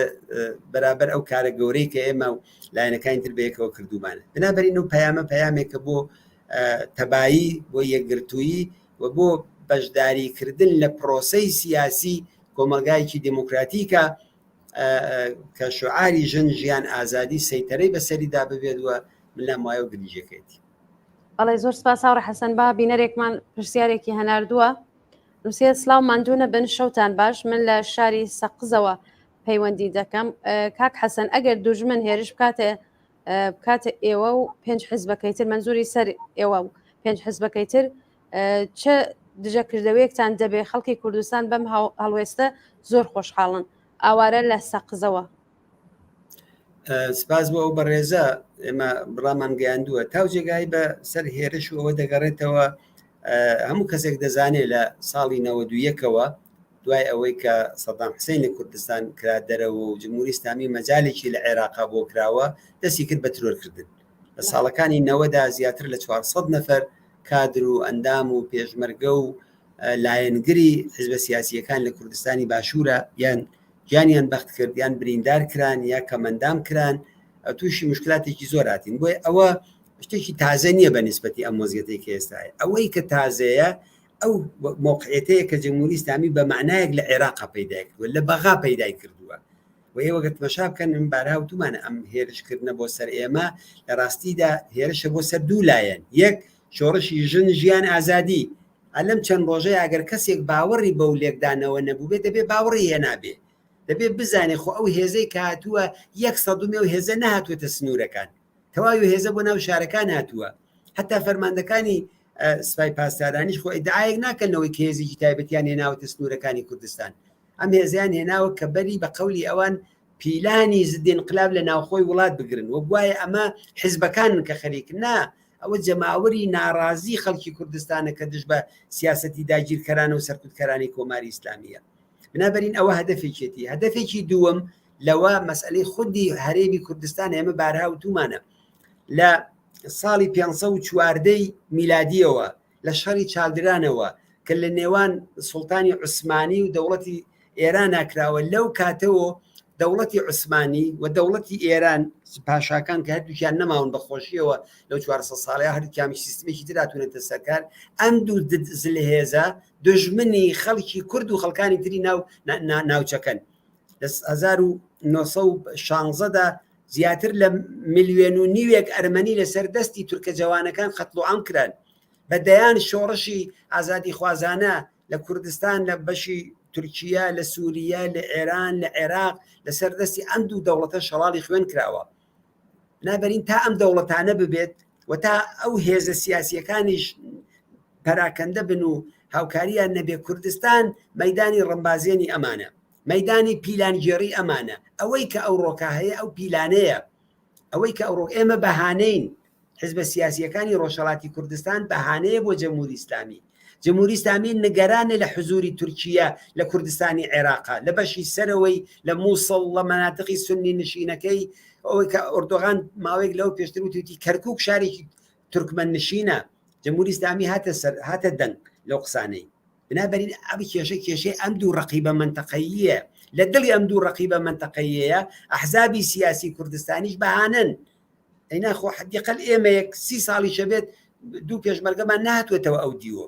ئەگەر خەڵکی دیکە ئەحزابی دیکە ئەوەشیان کردبێ خۆ ئێمە ئەوەشمان نەکردووە ئەو بەهانەیە چیە دەیگرن بنابەرین ئەو بەهانەیە بۆ ئەوەیش طبعا ئێمە دەزانین کە من تەسەوری من ئەوە نییە کە جمهوری ئیسلامی هێز بجوڵێنەوە توانایی ئەوەیشی نییە کە بێ و کارە بکات و ئەوانە لە پشت چاوی دنیا بەڵام ئەگەری وەکو جاری دیکە بە پاپات بە درۆن بە موشک بەوانە ئەو کارانە بکە ئەوانە هەیە ئێمە ئوردوگاکانمان سڤیلن ئوردوگاکانمان غیرە نظامی و لە واقعدا ئەوە تعرضکردن بۆ سەر خەڵکیی غیرە نظامیە کە بە پێی هەموو قوانینی جیهانی بین المللی نێونەتەوەیی سازمانی ملل هەر جێگایەک دەڵێ ئەم منع ئەوە قەدەغەیە جمهوری ئیسلامی کە ئەو قەدەغانەی بەزان حق وایە کە هەم لە ناوخۆی کوردستانە خەڵک دەبێت لێ بێتە دەنگ زیاتر لەوەی کە ئێستا لە یاتوێتە دەنگ دەبێت دیفاع بکەن لە ڕۆڵەکانیان کە ئێمە چیمان کردووە 4-5 ساڵە لە بەرابەری ئیستبدادا ڕاوەستاوین زیندەگیمان لە خۆمان تێکدا بۆ خەڵکە بۆ ژیانی شخصی خۆمان نەبووە نابرین ئەم هێزانە سزاواری پشتیوانیکردنن دەبێت لە بەرابەریان نەڕاوەستین بەڵام بۆ ئەوە گەرانەش بۆ سەر هەر ئەو بەشە سویلەی ناو ئەو ئوردوگایانە ئامادەجی بۆ ئەوە شەیە. بەڵێ زۆر سپاس هاوڕە حەسەن بینەرێکمان لە کرماشانەوە پەیامێکی ناردبوو نووسی بووی من خۆم کرێکارم بەڵام ناتوانم لە ڕۆژی مانگرتندا نەچمە سەرکار لە 1 ساڵی ڕابردوودا چەند مانگرتن بووە حەقم بووە کە بەشدار بم لەو مانگرتنا بەهۆی ئەوەی کە کرێکارم نەمتوانیە بەشدار بم بەڕای ئێوە چۆن ڕۆڵی خۆم لە شۆڕشی ژینادا ببینم لە ڕۆڵەکانی هەر ئەوەی بەیانی نەچێتە سەرکار و خەڵکەی دیکە ئەوە دوکاندارێکیش دەڵێت چەند مانگرتن وە دوکانم داخستووە گرانیەکی زۆر هەیە خەڵکیی تریشەیەوەیانی ئەوە دەزانن خۆ دەرکی ئەو ڕۆحیات و دەرکی ئەو شرایەتی ئابووری و ئەوەی ئەو کرێکارە دەکرێت هەموو کەسێک توانێت تەشخیصی ئەو بدا ئەو کرێکارە لە ڕۆژێکا کیلۆیەک گۆشت ناتوانێت بێنێتەوە ماڵەکەی خۆی بەڵام بۆ ئەوەی کە بە زیندەگیەکی ئینسانی بگا ئەو مانگرتنە بۆ ئەوەیە بۆ ئەوەی کە بتوانێت حینە منداڵەکەی بنێرێتە مەدرسە و بە هەزاران کرێکار شەرمەندەی ناوچاوی ماڵ و منداڵیان نەبن ڕێگاکەی فقط مبارزەکردنە ئەو کرێکارە پێیوانە بێگەر بەیانی و بەیانیەکانی دیکە بچێت و ئەو تیکەنان و بخڕ نەمیرەی شەیە کە ئێمە دەرەداری ئەوەین کە ژیانێکی شایستە بۆ هەر کرێکارێک بێ بیمەی بێکاری ببێ هەتا لە وڵاتانێکی پێشکەوتودا ئەو کرێکارە دەبێت متەوەجێ ئەوە ببێ ئەگەر ڕۆژێک مادەگرێ حەقی مانگرتنەکەی لە کیسەی دەوڵەت و لە پوڵێک کە دەوڵەت دەیخوا ڕۆژانە لەو بە خاوەن کاتێکخوا دەبێت لەوە بدرێتەوە بەڵام من لەگەڵ ڕۆحیاتی ئەو کرێکارە بەڕێزە نیم کە من ناتوانم بەیان با ئەتوانی بەیانی نەچی تۆ دەیان ڕۆژی دیکە بێکار بوویت و بە ملیۆن خەڵکی دیکەش وەکو ئەویش هەن بەڵام هەر ئەو بە ملیۆن خەڵکە بێکارە لەگەڵ کرێکارانی کە کاریان هەیە لەگەڵ بازاڕیانێک لەگەڵ خوێندکاران لەگەڵ دانیش دەست بدەینە دەستی یەکتری ئەم ئیستبدادە بێڕەحمە ئاینیەمان لا برد ئەو کاتە ژیانێکی ئاسوودەتریش بۆ تۆ وەکو ژیانی هەر کرێکارێکیش کە حتا وەک چەسانەوەیکی عادی کە لە کۆمەلگای سەرمایه‌داریشدا هەیە و ئێمە دژین ئەلبەتە لە دڵی ئەوەشدا ئەتوانی کە ژیانێکی ئینسانیتر و شایستەترت بۆ خۆت و بۆ مناڵەکانت دابین کە جا هیوادارم بەیانی نەچێتە سەرکار و هیوادارم بە هەزاران و دەیان هەزار کرێکاری وەکو ئەویش هەن بۆ ئەو توانێت دەورتان هەر لە بەیانیەوەیە لە دوو بەیانیەوە نییە ئەو ئەرکە یەکە لە سەرشانی هەمومانە. بەڵێ کاک حەسەن بینەرێکی ترمان پەیامێکی ناردۆ بۆمان نووسیوێتی سلااو بۆ ئێوە و هاوڕێ حەسەن ڕەحمان پەنا زۆر سپاس بۆ بەرنامەکەتان پرسیارەکەم ئەوەیە کە زۆرێک لە بنەماڵەکان کە منداڵیان لەوێ پێشمەرگەن زۆر نیگەرانی بارودۆخی منداڵەکانیان ئێوە چۆن دەتوانن سەبووری بۆ بنەماڵانە بدەن و کە جێگەی دڵنیایی بێ بۆیان شتێ و شوێنی پێشمەرگەکان مەتوانین پیان بڵێن کە ئەوەی کە شایستە بێت ئێمە کردومانە ئێمە شەجوزی ئەو منداڵانەی ئەوانین ئێمە گیانین تایبەت کۆمەڵە ڕەهبەری کۆمەڵە مەسئولینی سەرکردەکانی لەگەڵ پێشمەرگایە تێکەڵین شوێنمان ژیانمان هەر جێگایەک بێت پێیست جیاوازیەک نییە لەو بابەتەوە و ئێمە ئەوەندەی پێمان گەڕابێتەوە و توانی بێتمان حەولمان داوە بۆ ئەوەی کە ئەمنیەتی ڕفیقەکانمان لە هەر بابەتێکەوە پارێزین و ئەوە دڵنیاییە کە بەو خانەوادە خۆشەویستانە و گەورەترین دڵنیایی ئەوەیە کە هەروکو ئەو منداڵانەیان هاتوون و لە لای کۆمەڵە ماونەتەوە ئێستا خەریکی کاروباری سیاسی کاری فکری ڕاگەیاندن ئەو جۆرە کارانن ئەوانیش لە ناوە هاودەم و هاودڵ و هاودەنگ لەگەڵ منداڵەکانیان خەریکی خەبات بن پشت بە جمهوری ئیسلامی. هیچ شتێکی تر ئێمە ئارام ناکاتەوە بەغیر ئەوەی کە دەبێت مبارزەیەکی یەکگرتوانەمان ببێ بۆ ئەوەی کە ئەم وەزیەتە بگۆڕین. لە غێری ئەوەدا ئەو وەزیەتە هەموو ڕۆژێک تکرار دەبێتەوە، هەموو ڕۆژێ لە ئەگەری چیمان بەسەر دێەوە کەم نین. ئەوڕۆ کۆمەڵە تا ئێستا زیاتر نزیکی 3000 گیان بەختکردووی هەیە. ئەوانەی گشتی ڕۆڵی ئەو خانەوادانە بوون کە ئێستا نیگەرانن و تەنها ڕێگاکەی ئەوەیە کە خەباتێکی هاوبەش و متحدانە بکەین بۆ گەیشتن بە ویست و داخوازەکانمان. بەڵێ زۆر سپاس هاوڕێ حەسەن. پرسیارێکی ترەوەیە کە ڕووی بانگەوازی ئێوە وەکو کۆمەڵە لە کام بەش لە چین و توێژەکانی کۆمەلگایە تا بە شێوەیەکی بەرین بەشداری ئەم مانگرسنە بن؟ بەشی هەرە زۆری ئەو کۆمەلگایە خەڵکی کرێکار و زەحمەتکێش و ستەم لێکراوە، ژنانن، لاوانن. کۆمەڵە وەک هێزێکی سۆسیالیست، وەک هێزێک کە خەباتی چینایەتی باوەڕی پێیەتی بۆ کۆمەلگایەکی بەرابەر حەولەدات. معلومە کە بەشی فەقیر و هەژاری ئەو کۆمەلگایە مەدینە زەریەمەیە، بەڵام ئەوانەیشی کە لە بەشی مامناوەندی ئەو کۆمەلگایەدان، ئەوانەیشی کە دەستیشیان بە دەمیانەگا لە جەمهوری ئیسلامیدا چ زەمانەتێک بۆ ژیانی منداڵەکانیان هەیە. ئایا کوونێ دوکاندارێکی مڕەفەهیش ئەحساسی ئەمنیەتەکە بۆ کچەکەی کەشەوە دەچێتە دەرەوە؟ ئایا کوونێ دێحقانێکی مڕەفە ئەحساسی ئەمنیەتەکە بۆ کوڕەکەی کە دەچێت لە دانیشگای سبحینە جەنازەکەی بۆ نێننەوە؟ بۆیەکان جمهوری ئیسلامی کارێکی کردووە، فەزایەکی دروست کردووە کە تەنها ئەو بەشە نییە کە ئێمە خۆمان متعلقی پێدەزانین و وایە فشارەکار لەسەر ئەوان بێ. ئەو فشارەگە جامعی ئێران 85 میلیۆنە ئەمڕۆکە 80 میلیۆنی تحتی فشارە، تحتی سەرکوبە، تحتی بێعەداڵەتیە. بنابەرین بانگەوازی ئەو مانگرتنە کە بانگەوازێکی هاوبەشیشە ڕوو لە هەموو کەسێکە، ڕوو لە هەموو کەسێکە کە لەو کۆمەلگایەدا خۆی بە تەرەفداری ئینسانیەت بزانێ، حەول بدات بۆ ئەوەی کە ژیانێکی ئاسوودە بێ، حتا بۆ مەسەبیەک کەسێکی مەسەبی کە بیوێ سبحینە بەبێ فشار بچێ لە مزگەوتەکەی نوێژەکەی بکات، کەسێکی کۆمۆنیست کە باوەڕی بە مزگەوت و نوێژ و ئەوە نییە، کەسێکی لیبراڵ کە بیوێ فقط ئەوەی مەسەڵەن قەڵەمێکی بنووسێ، دوکاندارێک کە بیوێ ئازادانە خەریکی معاملە و کار و کاسبی و زیندەگیەکەی بێ، کۆڵبەرێک کە بەجێ کوشتن لە مەرزەکانە داوای بیمەی بێکاری بکات. ئێمە ڕوومان لە هەموو کەسێکە لەو مانگرتنەیە، نەمانوتوە فقط ئەو بەشەی کە ئێمە تەعەلقی تەبەقاتی و چینایەتیمان پیان هەیە، مانە کۆمەلگای کوردستان، خەڵکی تێکۆشەری کوردستان، معنای هەموو ئەو کەسانەش دەگرێتەوە کە غەیرە کوردن. لە کۆمەلگای کوردستانە ئەنواعی پێکهاتەی ئاینیشی تێدایە، پێکهاتەی دین، کەسێکەیە شیعەیە بەڵام خۆی بە کورد دەزانێت، کەسێکەیە کوردە و خۆی بە نەتەوەیکی تر دەزانێت، یا ئەوانە هیچ کامێکی بۆ ئێمە معیار ئینسان و ئینسانیەتە، ڕووی ئێمە لە ئینسانەکانە. ئەتر ئیدۆلۆژیان چییە، بیر و باوەڕیان چییە، پێگەی تەبەقاتیان چییە، ئەوە لە جێگایکی دیکەدا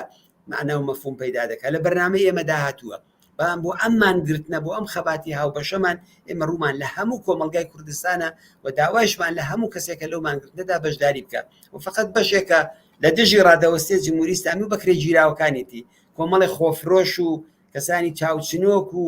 پوڵپەرست و ئەوانە هەن. خۆ معلومە خۆ ئەمە ڕوومان لەوانە نییە، ئەوانە دژ بە خەباتی شۆڕەشی ئێمە بوون و کەماکانیش دژ بەوە ڕادەوەستن. بەڵێ سپاس هاوڕێ حەسەن. دوو پرسیارمان بۆ هاتووە، یەک پرسیاریان پێم وایە تکراریە، بەڵام بە حورمەتیەوەی کە ئەو بینەرەمان پەیامەکەی هەناردووە بۆ ئێوەی دەخوێنمەوە، ئەگەر ڕایەکتان بوو ئێوەش دەتوانن بێژنی. نووسیە سلااو و ڕێز نەسیم لە شاری سنەوە، وەڵامی حزبەکان بە گشتی چییە؟ ئایا جمهوری ئاخوندی هێرش بکاتە لایەنەکان واتە حزبەکان وەڵامی دەدرێتەوە؟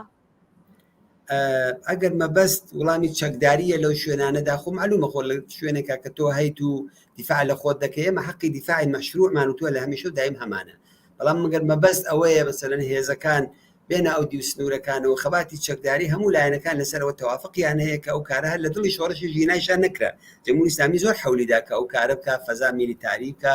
نیزامیگەریەکی تۆخ زاڵکا بەسەرینە، نا ئەوە نەکراوە. ئەوە لە بەرنامەی هیچ حزبێکی شانیە لەو دەورەشدا ئەوە بکە، بەڵام مەقاومەت حەقێکی مەشروع، هەر کەسێک تۆ دارێکت پێ بێ، کەسێ بێ پەلامارت بدا، دیفاع لە خۆت ناکەی. بەردێکت پێ بێ، گەر حیوانێکی درەندە بێ پەلامارت بۆ بێنێت تێ ناگری، دیفاع لە خۆت ناکەی. لە جێگایکی شاکە هەموو کەسی چەکدارە، هەموو کەسیش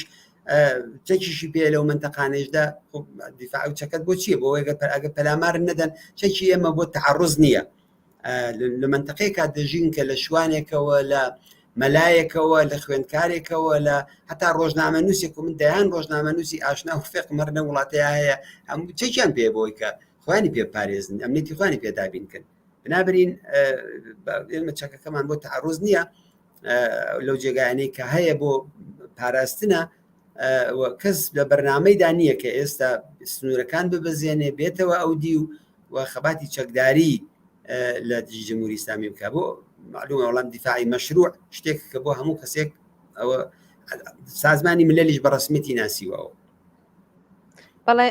کاک حەسەن هیوا لە پیرانشارەوە پەیامێک کێناردۆ بۆمان نووسە سلااو ڕێز چی کراوە بۆ درێژەدانی مانگرتنی گشتی وەکو سندوقی یارمەتی. پرسیاری دووهمم ئەوەیە کە ڕژیم مانگرتنی کوردستان ئەکێشێ بەتون ئەگەر بیکێشێ بە توندوتیژی ئەبێ ئێمە هەڵوێستمان چی بێت؟ تاو جێگای بە سندوق دەگەڕێتەوە تەبعاً سندوق ئەوە من ئاگدار هەم کە هەم حیزبەکان وەکو حیزب هەم وەکو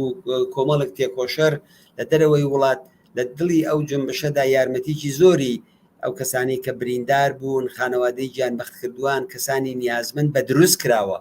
و ئەوە بەڵام خۆ بۆ شتێکە ئەوە ناکرێت ڕایگەیەنی ناکرێت بڵێن ئەوە لە ئێران ئێمە لە پیرانشار سنووقێکی یارمەتی ماڵیمانداناوە ئەو کەسانەی کە مەسەلەن چاویان لە دەستداوە بەدەنیان ئاسیبی دیوە لە بیمارستانە وەرنی یارمەتیانەکەین هەر فەوری سنووق و سنووقدار و هەمووی و کەسانیشی کە یارمەتی پێکەن جمهوری ئیسلامی دەیانگرێت و دەیان با بۆ زیندان بۆ شتێکی عەلەنی بەوە ناکرێت بەڵام ئەوانە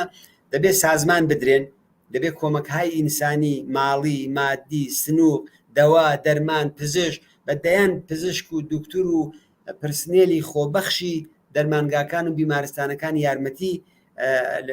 یارمەتیان کرد لە شۆڕشی ژن ژیان ئازادیداوە ئەوە دەبێت ئەم سەفەرە زۆر زۆر تون و تۆڵتر لە جاری پێشوو بتوانین ئەو کارانە بکەین و ئەوە ئەرکێکی لە سەرشانی هەموو لایەکمانەکە ئەو کارە بەرینە پێشەوە. ببوورە پرسیاری دوومەکە چی بوو؟ پرسیاری دوومەکە ئەوە بوو ئەگەر کۆماری ئیسلامی ئەم مانگرتنەی کێشا بە توندوتیژیە هەڵوێستمان دەبێت چی بێ؟ هەڵوێستی ئێمە ئەوەیە کە مانگرتن بۆ توندوتیژی نییە وەختێک کە دەڵێن مانگرتن وەختێک کە دەڵێن خەڵک بچنە سەر قەبران و یادی عەزیزان و گیانبەخت کوردەکان بکەن معناوێ دژی توندوتیژی لە بەرابەری ئەوەدا ئێمە دەبێت مەجال نەدەین بەوە بەشێکی زۆری ئەو کەسانەی کە ناڕەزایەتیەکانی دەوری پێشویان لە مەهاباد لە شنۆ لە دیواندەرە لە شارەکان لە دەرەوەی کوردستان بە توندوتیژی کێشە عواملی جمهوری ئیسلامی بوون ئەوان بوون کە ڕەهبەرانی ئەو حرەکەتانە کە حرەکەتێکی مەدەنی حرەکەتێکی وەحدەت بەخش بوو توندوتیژی بۆ چییە بۆیە کە خەڵکی تێدا بترسێنن خۆ ڕێکاری ئێمە ئەوەیە کە نابێت بە توندوتیژی بکێشرێ مانگرتنە اعتراضاتە اعتساباتی ترە ئەو ڕۆکە بازاڕیانە سبحینە با ئەوەڵ ڕۆژی مەسەلەن بۆ نموناڵێم کردنەوەی خوێندگاکان با بە اعتسابێکی عمومی زانکۆکان و مەدرسەکان و ئەوانە دەست پێ بکە ئەوە پشتی جمهوری ئیسلامی دەلەرزێنێت با کرێکارانی نانەوەخانەکان اعتراض و اعتساب بکەن با کرێکارانی شرکەتی نەوت بیکەن با بەشی پترۆشیمیەکان بیکەن بۆیە ئەو خەباتە مەدەنیە وردە وردە ئەو هێزە کۆکات و ئاگاهی دروستەکە ئەوەی کەوتم اعتساب مەدرسەی شۆڕشە مەدرسەی ئینقلابە ئەوە دروست دەکا و لە دڵی ئەوەدا یەکگرتووی دروست دەبێت سازمان دروستە بێ ڕێکخراو دروستە بێ ڕێکخراوەهایکی مەدەنی و ئەو کاتەیە جامعەیە گەر لە بەرابەر جمهوری ئیسلامیە ئەوجا کوردستان بە تەنیا نامێنێتەوە تاران تەورێز مەشهەد ئیسفەهان شیراز ئەو شارە گەورەکان کە هاتن ئەو خەبات و ململانەیە ئەو جارەکە جمهوری ئیسلامی دەرەقەت چێ دێ بۆ تەنیا چەند منتەقە نییە کە بێنەمیریت ئەو هێزەی لەکوێوە هێناوە کام هەفتەیە دەیێنێ بۆ کوردستان ئەوە لە بێدەنگی شوێنەکانی دیکەەوە بەشێ لەو هێزەی هێناوە ئەگەر لە شوێنەکانی دیکەش ئەو خەبات و ناڕزایەتیە بێ جمهوری ئیسلامی ناتوانێت ئەوانە بکە بنابەرین ئەوانە پلانی ئێمەیە بۆ ئەو وەحدەت و هاوکاریە بۆ تێگەیاندنی دەرەوەی کوردستان تاکە کوردستان بە تەنیا ناتوانێت ئاڵا هەڵگری بە سەرنجام گەیاندنی شۆڕش و ڕووخاندنی جمهوری ئیسلامی بێت ئەوە دەبێت بە تێکرا لەگەڵ باقی خەڵکانی تری ئێران بکرێت ئەوانە هەمووی ئەو کارانەیە دەبێت بیکەین ئەو پەیامانەیە کە بۆ ئیدامەی ئەو مانگرتنەی دوای بەیانی بۆ ڕۆژەکانی دواتر هەمانە. بەڵێ زۆر سپاس هاوڕێ حەسەن بینەرێکی عەزیزمان پەیامێکی ناردووە نووسیوێتی سلام لە خۆت و کاک حەسەن من کرێکارم لە دەوروبەری سنە دڵنیام کە مانگرتن سنوورەکانی کوردستان ئەبەزێنێ وەکو هەمیشە. پرسیارێکی کردووە کە ئێستا خۆم هەر گەرەکمەوە پرسیارە بکەم کە لەسەر چەکداماڵینی حیزبەکان بوو. کاک حەسەن وەکو خۆشتان ئاگادارن کۆماری ئیسلامی لە چەند مانگی ڕابردوودا چەند جار و هەر ئێستاش هەڕەشەکانی جەختر کردوسەوە بۆ سەر حیزبەکانی نیشتەجێ لە هەرێمی کوردستان سەبارەت بە چەکداماڵین. ئایا ئەمە زۆر بە ئاسانی دەتوانێت چەکداماڵین بەکار بە؟ دەزانی ئەسەن نەفسی ئەو شتا ئەوە سیاسەتێک کە جمهوری ئیسلامی ئاگاهانە بەکاری دەبات چەکداماڵین ینی چی؟ ینی مەسەن کەس چەکی پێ نەبێ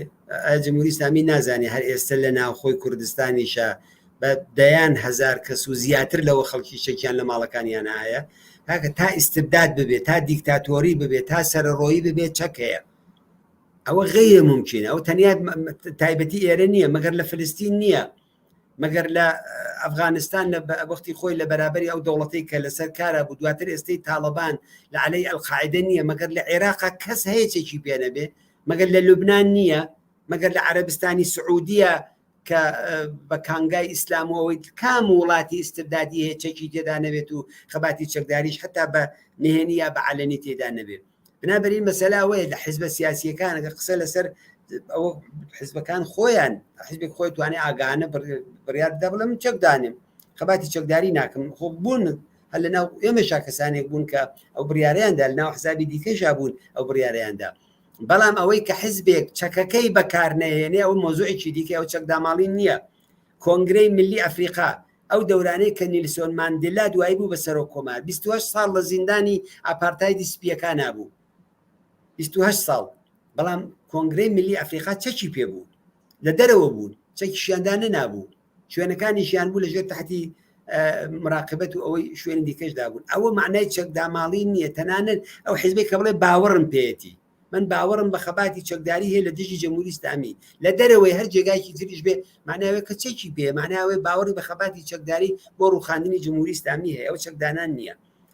بنابەرین لێرەش حیزبەکان ئەگەر جێگاکانیان بگۆڕن ئەگەر لە ئوردوگا و شوێنەکانیشان بگۆڕن هیچ کەس نەیوتوە کە ئێمە چەکمان لێدا ئەماڵ درێ. لە ئیرلەندا شاخەیەکی نظامیان بوو خەباتی پارلمانیشیان دەکرد قانونیش بوو بەڵام شاخەیەکی نظامیشی بوو تەقەش لە تفەنگیان و نەداهات هەموو کەسی دەیزانی کە ئەوانە چەکیان پێەیە کەسی نەوت چەکداماڵینە. چەندین ساڵ پەکەکە واردی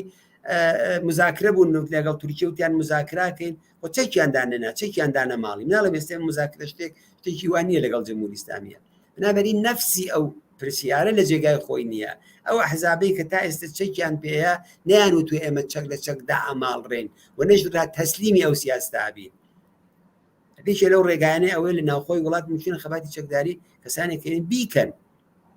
کەمین و خەڵکیش کە چەکیان پێوە هەڕەشاکەن لە ئەگەری ئەوەدا ئەو کارە ڕوەدا. بۆیە جمهوری ئیسلامی مەسەلەکەی جمهوری ئیسلامی دەوێت بەرەو خەباتی چەکداریمان بەرێ ئێستا دەیەوێت کۆمەلگای کوردستان بەرەو خشونەت بەرێ لە حاڵی حازردا دەوێت تەرویجی ئەوە کارڕەواجی ئەوە بدا ئەو سیاسەتەیە کە لە کوردستانە ئاگاهانە بە باوەڕی من کرا خۆ لە بلوچەکانە کەم کەسێک چەکی پێ نەبێت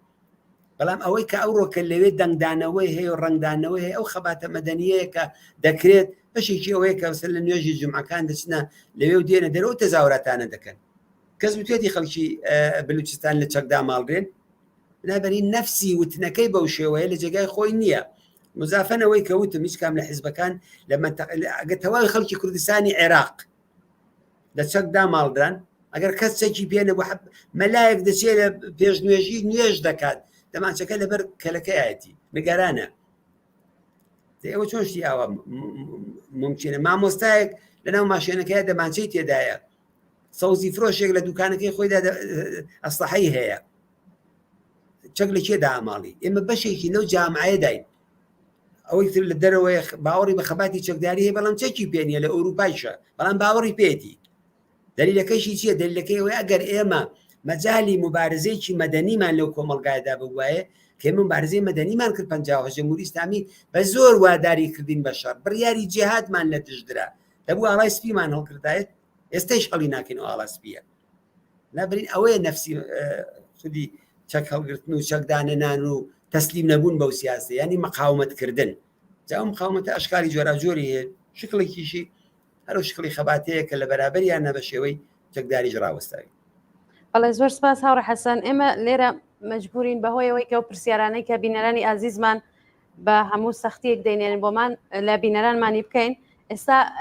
بینەرێکمان پەیامێکی نردووە نووسە سلااو ڕێز و حرمەت پرسیارێکم لە کاک حەسەن هەیە پرسیارەکەیکی ئەوەیە بەڕای کاک حەسەن جمهوری ئیسلامی چەند ساڵی تر تەمەنی ماوە لە فەریاد لە شاری سنەوە والله سەختە بە ساڵ تەعین ناکرێمە من لە بیرمە ساڵی 58 کە پێشمەرگاتی دەستی پێکرد و هاتیینە دەرەوە زۆر کەس پێ بوو زۆر کەم توی لە کێشێت و 5 مانگە و 5 مانگ بوو 5 ساڵ بوو بە چەند ساڵیش کەسی ناتوانێت شەربەندی لەسەر ئەوە بکە بەڵام هەمووی ئەو عواملانەی کە نیشان دەدا کە جمهوری ئیسلامی زۆری پێوە نەماوە وەک نەخۆشێک وایە لەسرە مەرگایە ممکنە جاری وایە دکتورێکە چێ مستەکنێکی قەوی لێدا هەفتەیەک چاکە بێتەوە خانەوادەکەیشی خۆشحاڵە بن و سەرحاڵە بن کە ئەوە باوکیان یا دایکیان باش بووتەوە بەڵام دوای هەفتەکە دووبارە دەست پێکاتەوە چێتۆ کۆما جمهوری ئیسلامی لە وەزعیەتەدایە جمهوری ئیسلامی ئەتوانێت مستەکن پەیدا بکە ئەتوانێت هەڕەشە و گوڕەشە بکە ئەتوانێت موشە بخا بۆ ئەملا و ئەولا و تیرۆر بکا و جنایەت بکا و قەتڵ بکا و هەمووی ئەوانە بکە بەڵام جمهوری ئیسلامی ئابوووریەکەی داڕوخاوە جمهوری ئیسلامی سیاسەتەکەی فشەلی هێناوە جمهوری ئیسلامی لە منتەقەدا اعتباری نەماوە لە ئاستی جیهانیدا ڕسوایە لە ئاستی ناوخۆییدا ئەو هەموو معزلات و مشکلاتە ئابووریە کە داوێنگیری ئەو خەڵکە بووە هەمووی ئەوانە پێمان دەڵێت ئەم سیستمە ئەم حکوومەتە و جیا لە هەمووی ئەوانش ئەو حکوومەتی ئاینی و حکوومەتی ئایدۆلۆژی یەک بیر و باوەڕ جایستە ئەم بیر و باوەڕە ئاینی بێت حتا هەر ناوێکی لەسەر بێت بەناوی حکوومەتی ئیدۆلۆژی ئەو فەرقیە لەگەڵ حیزبی ئیدۆلۆژیە یان نیەتی ئەو دوشتی جیاوازە بە یەک ئیدۆلۆژی ئەو حکوومەتە جمهوری ئیسلامی لە باری ئیدۆلۆژیژە هەرسی هێناوە هیچ دەورەیەک لە تاریخی ئێرانە لەو کاتەوە کە سەفەویەکان هاتوون و مەسەبی شیعیان کردووە بە مەسەب لە ئێرانە و بە مەسەبی ڕسمی شیعە شکلی گرتووە لە ئێرانە بە ئەندازەی ئەم دەورەیە بە ئەندازەی حاکمیەتی جمهوری ئیسلامی مەسەب اعتبار نەبووە ئەوەندە بێعتبار بووە ئەوەندە ئاینی شیعەدا ڕووخاوە ئەوەندە مەلای شیعە ناڕازیە مجموعەیەکی ئاخوندی حکوومەتی دەست و پەیوەندی جمهوری ئیسلامی نەبێت کە لە حوزەی عیلمیەکانەوە دەیاندەنە دەرەوە چیتر هەیەستەکانی لەگە حتا و ئایەتوڵڵا کۆنەکان ئایەتوڵڵاکانی کە پەیرە و مریدیان هەیە باوەڕیان بەخۆ بە کەسێکی وەکو خامنەی نییە لەو مەجلیسەیدا کە ڕەفسەنجانی پێی وایە خامنەی عنسرێکی سوست فکر و سوست قدرەتە دەیهێنێت و شادی دەدا دەڵێت ئیمام خومەینی لای منوتێتی ئاغای خامنەیتان هەیە و شخصی خامنەی کە دەچێت لە بڵینگۆکەوە تریبۆنەکەەوە قسە دەکات و دەڵێ بەرای جامعی ئیسلامیکی من ڕاهبەرش باشم بایستی گریست هەر لەو وەختەوە تاکوونە ئێستا وردە لە هەر کات زیاتر جمهوری ئیسلامی و حکوومەتی ئاینی لە ئێرانە بێعتبار بووە ئەو هەموو فردانی پێچی مەلا و ئەمامە پەرانی لە تاریخی ئێرانە شتیوانە بووە هەمووی ئەوانە ئەوەیە کە ئەرزم کردن نەخۆشەکە لە سەرەمەرگدایە بەڵام ئەوەی کە دەبێت مەرگەکەینکە ئەو بەدیل و ئەلتەرناتیوەکەیە ئەوەیە گیانی پێشەی یان کێشانی دیکتاتۆر فقط بە هێزێکی جەماوەری دەکرێت خۆ زل هێزێکی بێ بیڕوخێنێ لیبیان ڕوخان عێراقیان ڕوخان وڵاتانی دیکەیان بە دەخاڵەتی نظامی ئەفغانستانیان ڕوخان بەڵام چ موسیبەتێکیان دارهێنا بۆ خەڵکە بەڵام ئەو جێگایانە مەسەلەن تونس تەماشا بکەن کە لە نەتیجەی قیام و ڕاپەڕینی خەڵکی تونسە بن عەلییان ڕاونا ئەو تەکانی نەخوات 50 نەفەر نەکوژران 100 نەفەر ترۆر نەکرا لەو جامعەیەدا بەڵام بڕۆ تەماشای عێراق کە تەماشای لیبی بکە تەماشای ئەو وڵاتانەی تر بکە کە ئەو بەڵایانیان بەسەرهێنان جا بۆیەکانێ ئەم دەسەڵاتە ناتوانانی کات دیاری بکەیت بەڵام نیشانەکانی تێداچوون و ئزمحلالی ئەم ڕژیمە هەمووی ئەومان پێ دەڵێت کە نابێت جمهوری ئیسلامی عمری زۆرتر بەڵام خەڵکی ئێران دەست دەسەر دەستدانێ 44 ساڵ نا 44 ساڵی دیکەش عمرەکە و ممکنە من و ئەو گەنجە خۆشەویستەیش نەیبینین بڕوخێ بەڵام ئەوە ڕوخانی جمهوری ئیسلامی بە یەکگرتووی و خەباتی ئەو خەڵکەیە کابێ کاری بوو. بەڵێ زۆر سپاس هاوڕێ حەسەن من پرسیارێکم ماوە ئەگەر بینەرانی ئازیز پرسیارمان بۆ نەمێنن یەک پرسیارم ماوە بە کۆتایی کۆتا تەوسیە و پێشنیارتان چییە بۆ ئەو کەسانەی کە قەرارە وەکو ڕێبەر و بەڕێوەبەری ئەم مانگرتنە ئەرک بنوێنن من پێما بێ قسە لە سەر چەندانە ڕێبەر و تێکۆشەر نییە کە ئەوانە هێل ناو جامعی کوردستانە قسە لەسەر ئەوەی بەیانی هەموو کەسێک دەبێ ڕێبەر بێ، هەموو کەسێک دەبێ ڕێگان نیشاندەر بێ، هەموو کەسێ لە ماڵی خۆیەوە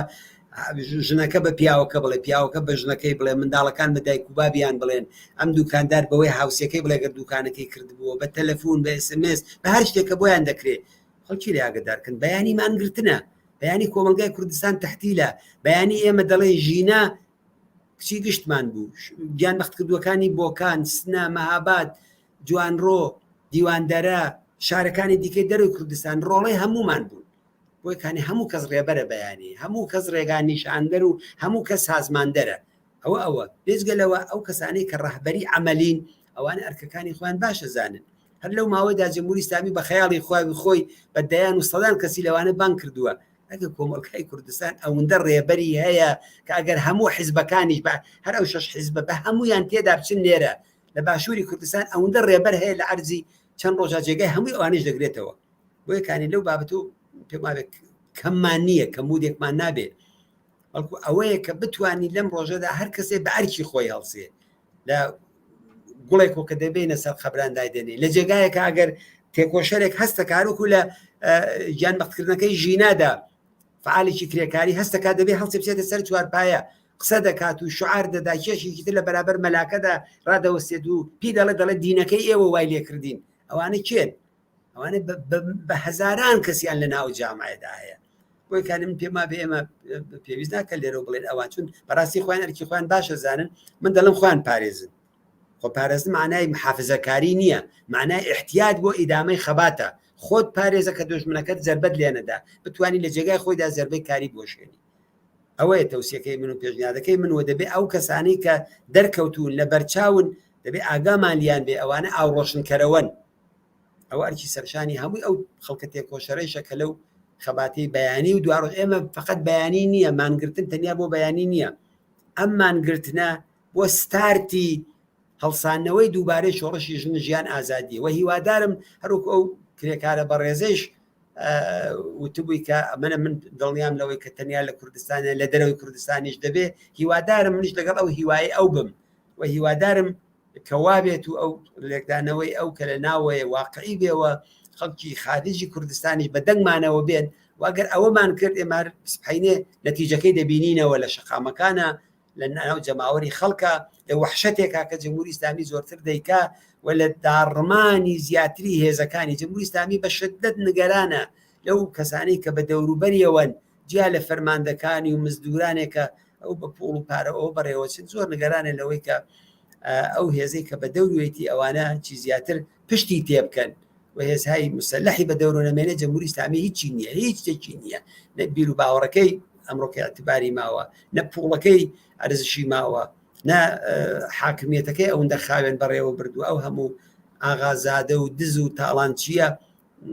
خەڵک بە هیچ جۆرەی لەگەڵ ئەوانە سازش ناکەن. بەڵێ زۆر سپاس هاوڕێ حەسەن. بزانم هاوکارانم کاتمان ماوە چون بینەرێکمان پرسیارێکی ناردووە بۆمان. بەڵێ بینەرێکمان پرسیارێکی هەناردووە نووسویەتی سلااو بۆ کاک حەسەن خۆیان نەزانن کە لەو ڕۆژەی کە حیزبەکانی ڕۆژهەڵاتی کوردستان مانگرتنی گشتیان ڕاگەیاندووە زۆرێک لە خەڵک بەتایبەت بەیانیان داوە بۆ نمونە پەرستاران، پزیشکان، دایکانی گیانبەختکردوانی شۆڕشی ژیناوە، دایکانی شۆڕش. ئەمە چۆن لێک دەدەنەوە؟ ئایا ئەمە عەزەمەتێکی شۆڕشی ژینایە؟ سپاس بۆ بینەرە. بە ناوی ناوەکەیم ئەگەر بە هەڵا نەکردوێ ناوی هانا بوو لە سنەوە بوو. زۆر سپاس بۆ هانای خۆشەویست. ئەوە یەکێک لە عەزەمەتەکانی شۆڕشی ژینایە، یەکێک لە دەستکەوتەکانی شۆڕشی ژینایە. شۆڕش یەکگرتووی دروستەکە، ئیتحاد دروستەکات. ئەو خەڵکی کە یەکتری ناناسن مناڵەکانیان دەبێت بە مناڵی یەکتری، ئەو باوکەی کە منداڵێکی تری هەرنەدیوە هەموو هەستێکە باز ئەو هەستاکە دریاکەیە کاتەوە لە بەرابەری جنایەتکارانەکە ئەو منداڵانەی تر بشارێتەوە لە ماڵەکەی خۆیدا کاستەکان منداڵەکەی خۆیەتی. ئەو تا یەکێک لە تایبەتمەندیەکانی شۆڕشی ژینایە. نان و ئاو بردن بۆ ئەو کەسانی کە دەرگیرن لەگەڵ بەکرێ گیراوان، هاوکاریکردنی فەخیر و بێ ئیمکانات و هەژار و ئەو کرێکاری کە دەڵێ من بەیانی ناتوانم نەچمە سەرکارەکەم ئیمکانم نییە، بە هەزاران کەسی دیکە حازرە بن کە هاوکاری خۆی و خانەوادەکەی پێن. ئەوانە دەستاوردی شۆڕشە. شۆڕش ژیانی ئەوانە، شۆڕش ژیانی ژیانێکی خۆشگوزەران، شۆڕش ژیانی هێنانی حەقی ژیان ینی عەداڵەت ینی هێنانی بەرابەری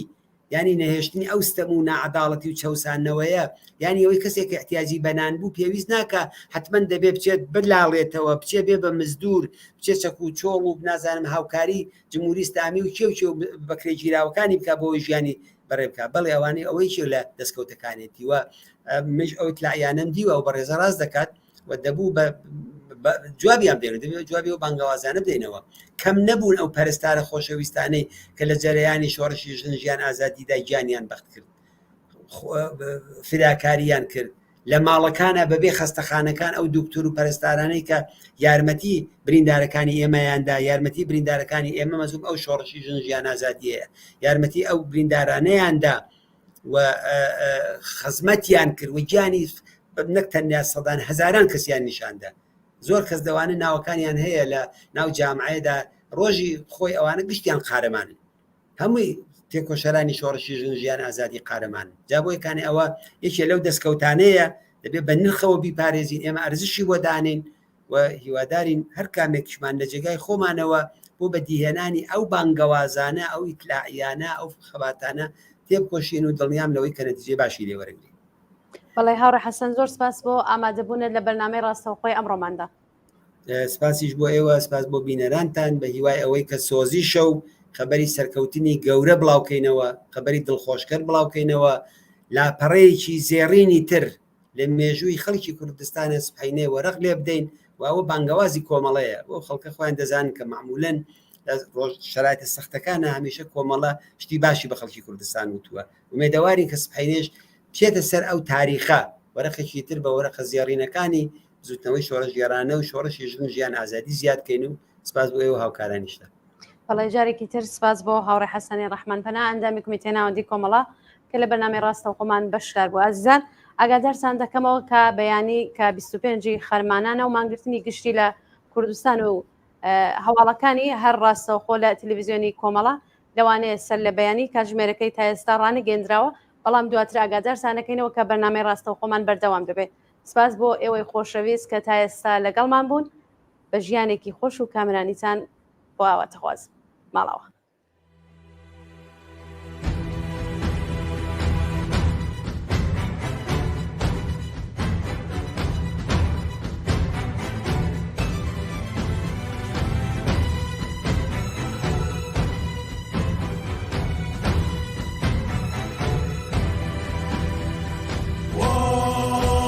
خندەکانی ئازادی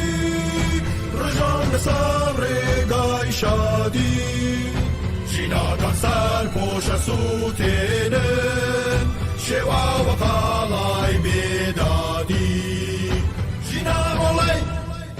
کوردستانە ژینا چرای گشتێرانە هاوێنەی ژینهانای شۆڕش مەساژینای گشتجیهانە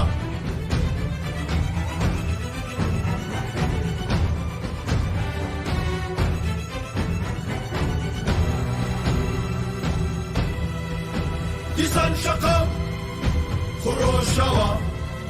بۆ کۆی ژن ڕاوەستەوە بۆ یەکسانی شوڕای شادی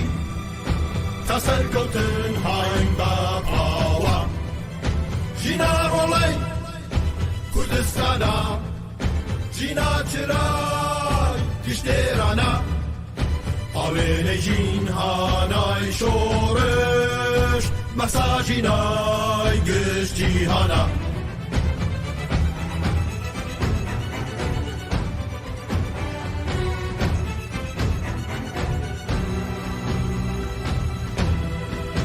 بەرەی ئێمە ئاسۆی سوورە کارگاری دڵ بێ سنوورە ژنانی ڕاستە و لاستە تەمەڵبووی ڕزگاری و نورە هەوارەکەی ئیتر تەواو